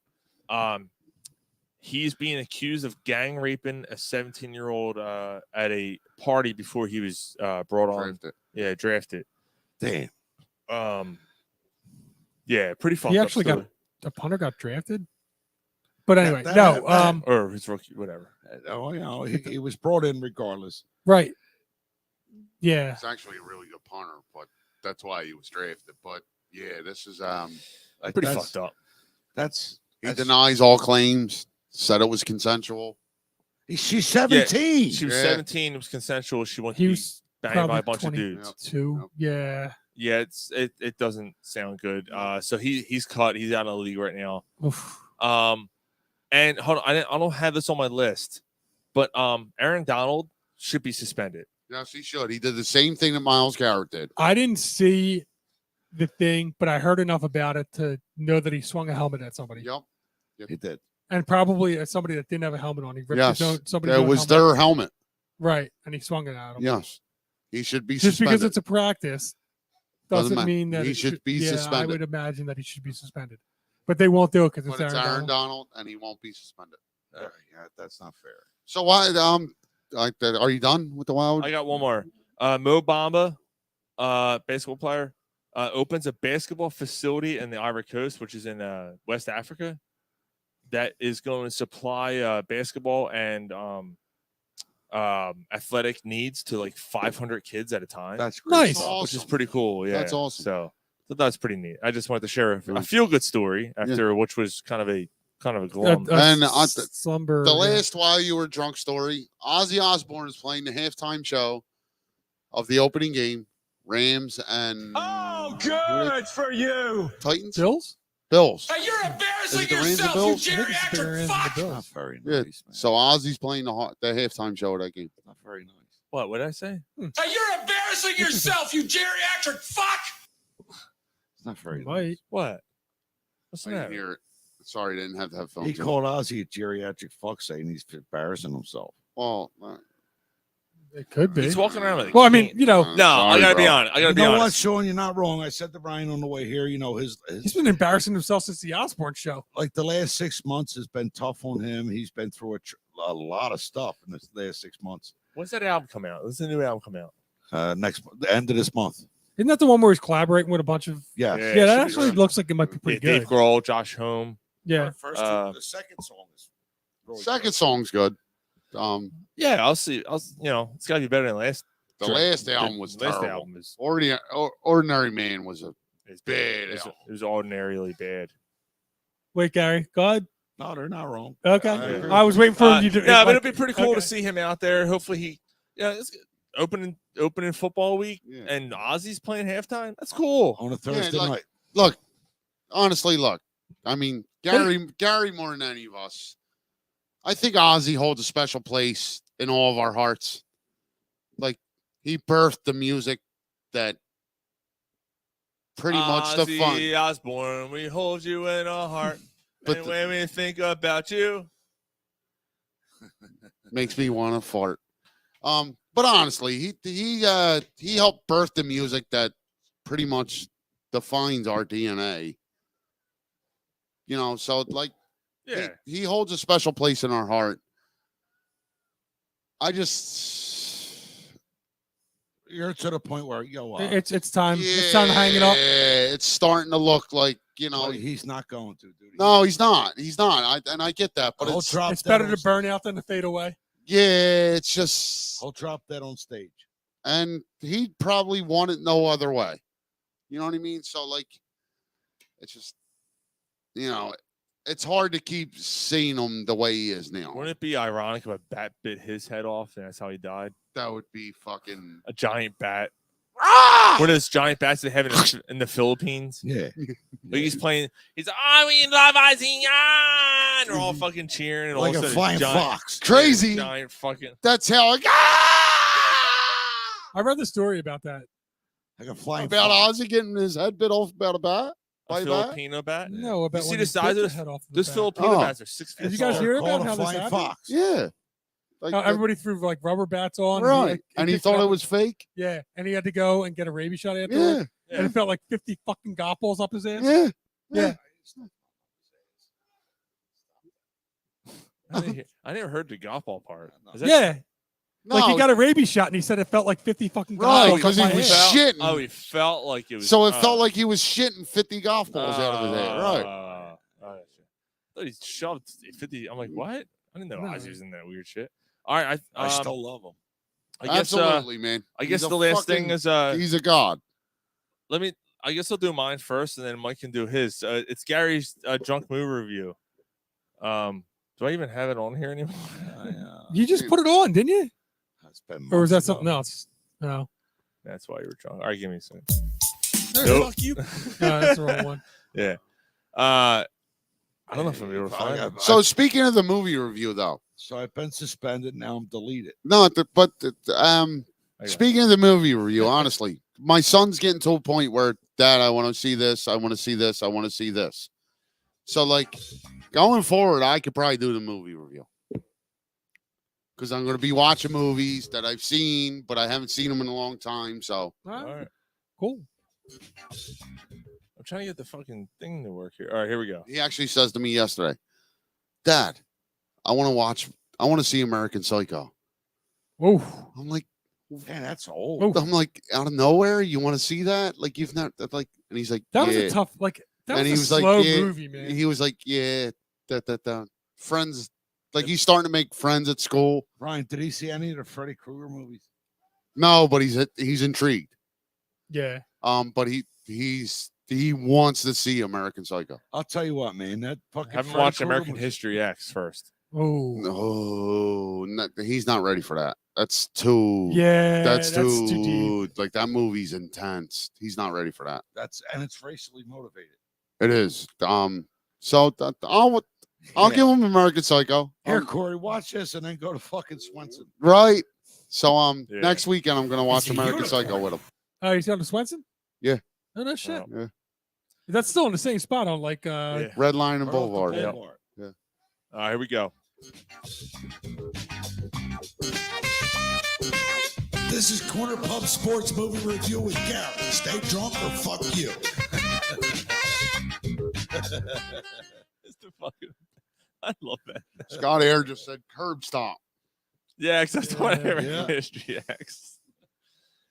Put your fucking mouth on the curb. Yo, that's a tough. that is a real tough Yeah, one. So that's we've talked scene. about it. Mike and I, 16, 17 years old, went and saw it in the theater. That's a tough movie. Like that's And powerful. we didn't that know movie. what to expect. No, and we left, and that theater, like, I'm not giving anything away if you haven't seen it. I don't know what to tell you, but we left the theater, and you can hear a pin drop. Yep. Everyone's head was down, and he and I, we walked from the movie, and I think halfway through, we finally said a word to each other. Yeah, I didn't see it in the movies, but it was- wasn't far after when I seen it, and It's good though. Like people a like great oh, movie. But that was Yeah. probably the first serious, powerful movie I've ever seen. Because you got that racial. Yeah, mine was Right. Shawshank Redemption Part 2. That was my I don't know what's part two. Electric There Boogaloo. isn't a Electric Boogaloo. Yeah. They go back in and the fence are electrified. Ah. Ed Norton was amazing in that, said Mr. Air. Yes, Yeah. he was. Yes, he was. So was Edward Furlong. Yeah, Edward Furlong was good in it too. Yeah. It was a shocking performance, Gary. All right, so You've seen that, right, bro? What?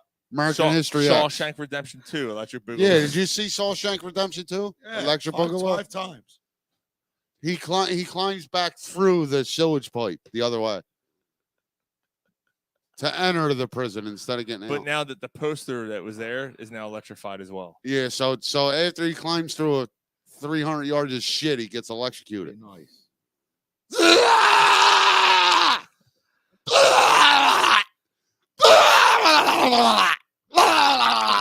All right, so my drunken movie Like review burnt shit. is It's like burnt the shit. That's show- what it smells like. it's a show on it's on Netflix. It's called Untold. It's a series, I've seen that.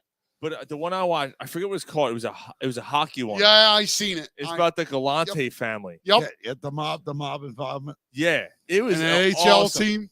So yeah, so they're a team that's what the one level behind the Miners.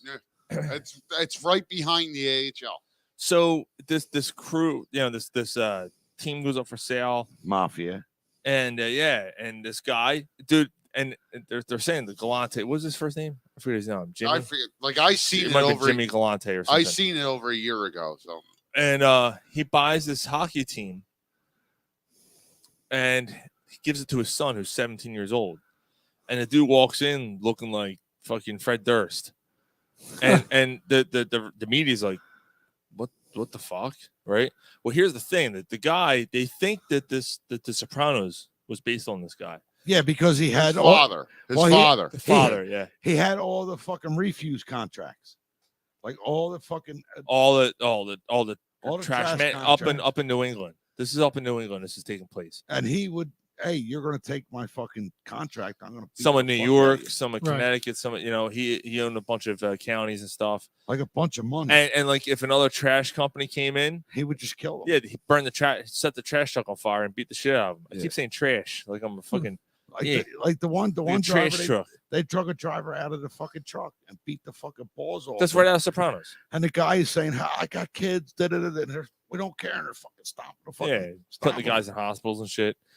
So And this is all true stories. yeah, it's yeah, true. this, Jesus yeah, Christ. Yeah, yeah. it's and that's what they're saying. The son's name, AJ. Oh, That's and the trash company. So they're thinking like he's another based on- chip bag. Another. It's not AJB. So that's what they're thinking. Like he was based off Tony Soprano. But anyway, he ends up getting The Rolodex going again. Ding, ding, ding, ding, ding. Oh, you want me to wait outside? Yeah, go outside. So they end up, Put him in a closet. Put him in the fucking closet, dude. I don't want his face looking at this face when he's shooting my dice. So Sean's got homework for next week. The soundboard's got to have a fucking slot machine going ding ding. Yeah, done. All right. So put him in the bathroom. They give the team to the kid. The kid does his first press conference. It's a mess. It's a train wreck, right? I'm sure. He hires a bunch of goons. The leader of it's the UH. It's not the UH. Is it the UHL? It's the UHL. It's the league right He's below like- the AHL. He's like they came out and it was mayhem. It was absolute mayhem. They were just beating people up. They didn't drop the puck yet, and then one dude's fighting the other guy. Like it was insane. And you should see these guys. They're all fucking ex-mob dudes. Like, but they can skate. Yeah. So then the lockout happens, NHL lockout, and he brings on I forget his name. He played for the Devils. Yeah, it was he played for the Devils. He was tough. He was a good scorer and all. They bring him on. Elias. No, it wasn't Patrick Elias. That was before him. Who the fuck? What? Like a Niedermeyer? Mordro or no. Whatever, man. Well, I forget. He scored. But it was a famous dude. He ends up scoring the winning goal in the Stanley Cup 2004 or 2005 season or whatever, and wins. When they won the cup for the Devils, he scored. Morlow, Patrick Morlow. No. No. So I forget his name.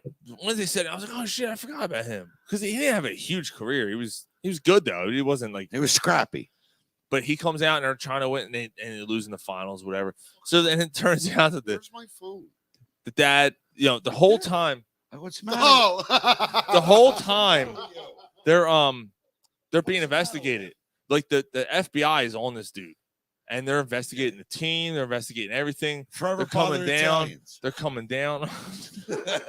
So wait a second. So they're actually. So the Goons are actually good enough to like be in the championship. They were good enough. They had enough scoring. They were tough. No one.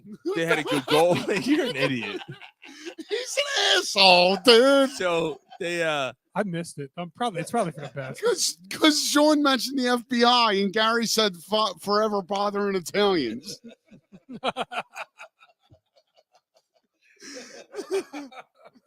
That's actually pretty funny. Yo, all I picture is the fucking owner of the team looking over his shoulder in the snow and taking off. Like it's Tony and fucking Johnny Sack. If we didn't have a name for the He's show, having a meeting with Johnny Sack and Tony, and he just starts running away. He's all out of breath running through the woods in the snow. And his lawyer calls him and he's like, no, it has nothing to do with you. He's like, oh, fuck. Takes off. Dude, that shows you what kind of guy Tony Soprano was. He was Yeah, like, fuck you. Nope. No, you're on your own. Yeah, fuck you. His fucking long leather coat. Or fucking. Anyway. Yeah, Tony was out for Tony. Yeah, but Yeah. anyway, all right. So that's it. It was a good show. That's the end of that. Mike.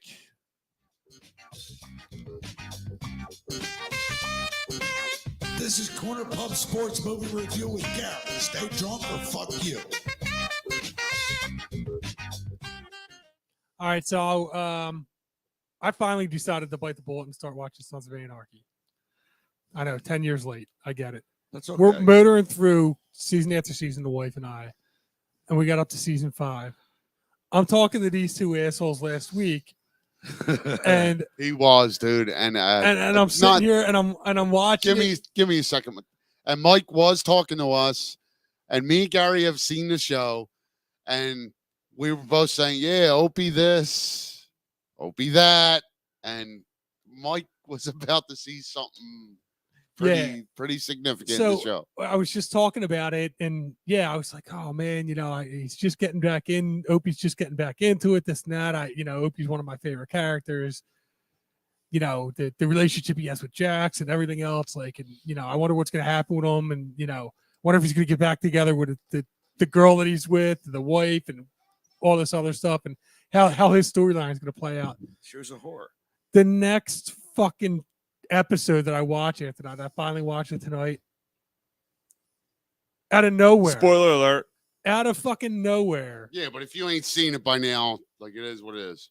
He's in prison. There's all kinds of situations, and every fucking episode there's all these situations, all these such retributions, all these episodes. They're put in these positions, and they bad shit happens, but most of them make it out unscathed. These white boys is resourceful. Yes, that. So, and I'm waiting for it, and I'm watching it, and I'm like, all right, like they didn't get out of jail in time, so he's stuck doing it, and they give him a pipe, to help fight it off. I'm like, all right, he's gonna fight these dudes off, and that's gonna be the end of the storyline.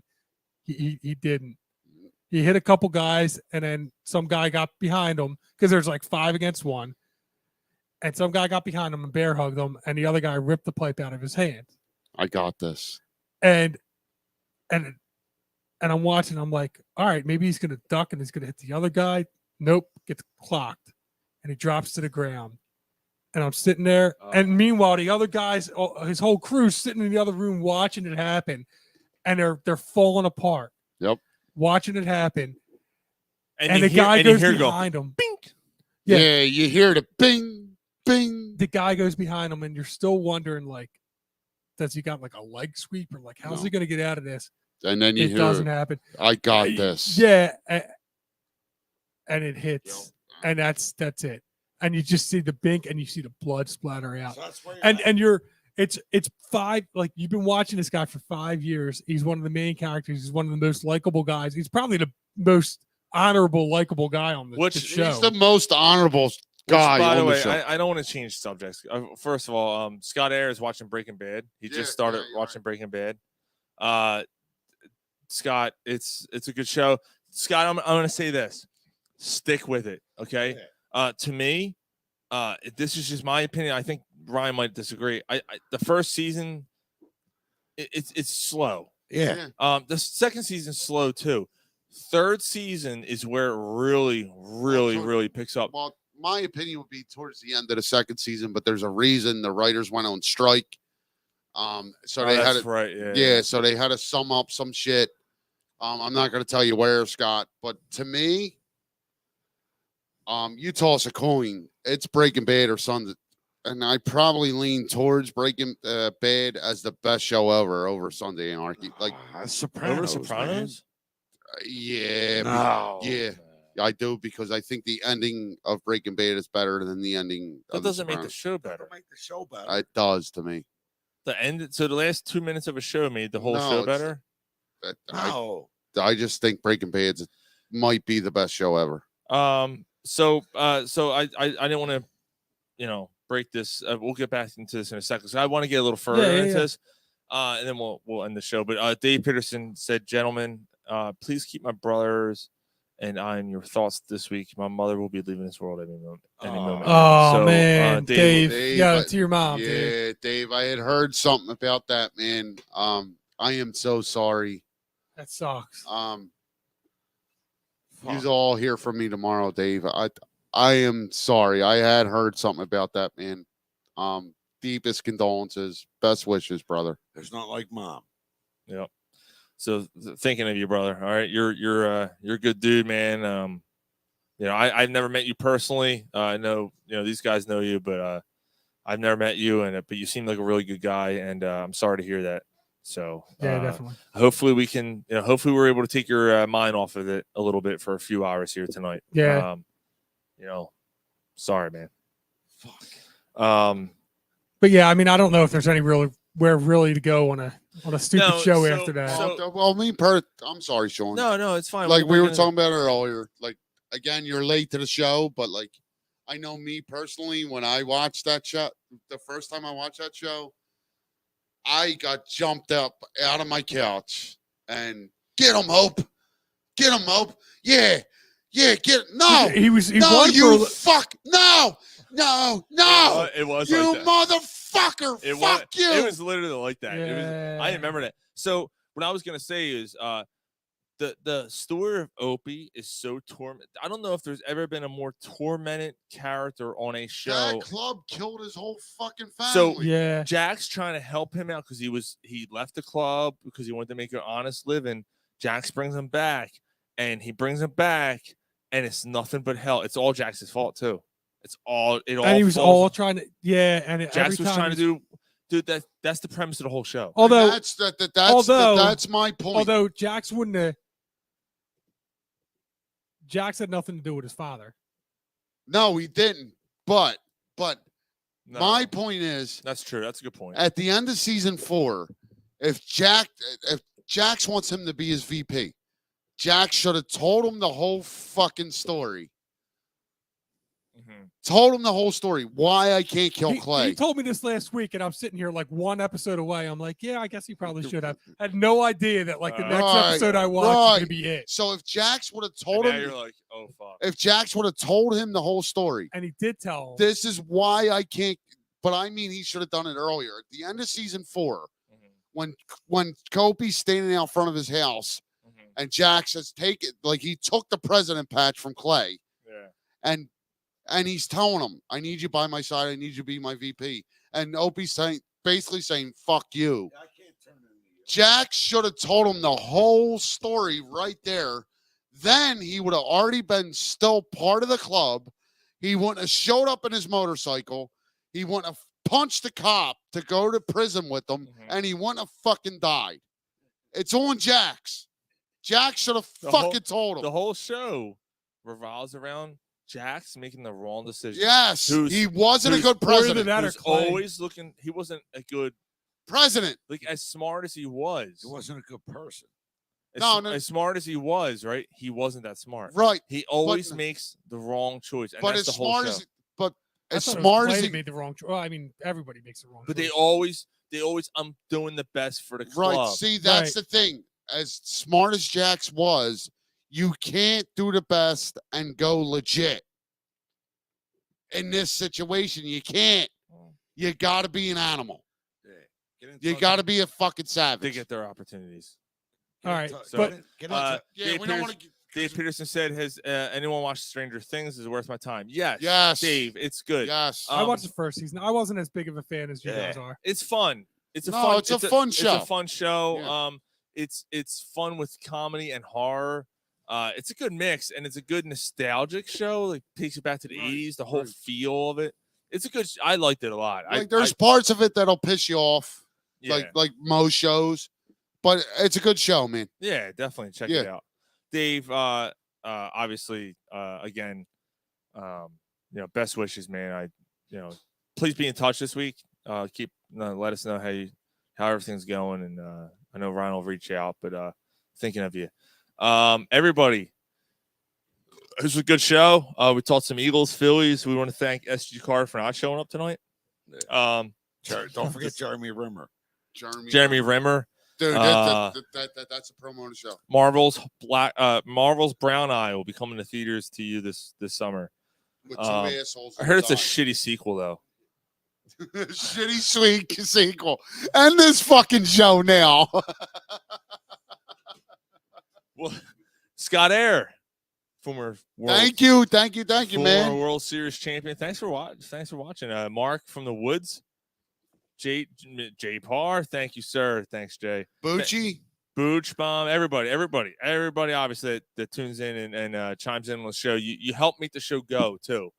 And that's what makes us number 4, baby. Yeah, you're part of the reason, man. Let's get corny here for a second, but what if I don't mean to dwell on it, whatever. No, you gotta podcast. Think of how many podcasts there are in this world, and in this entire city, but in this world. So think that down. Philadelphia is a huge city, a very big city. To be a top 5 podcast in the city is an honor. I don't care what list it's on. For getting together and drinking and carrying on and whatever. Absolutely. Dave Peterson said, "Well, thanks, guys. See you all on the 4th best podcast this week." We will see you guys next week. Thank you guys so much. Penis out. Out.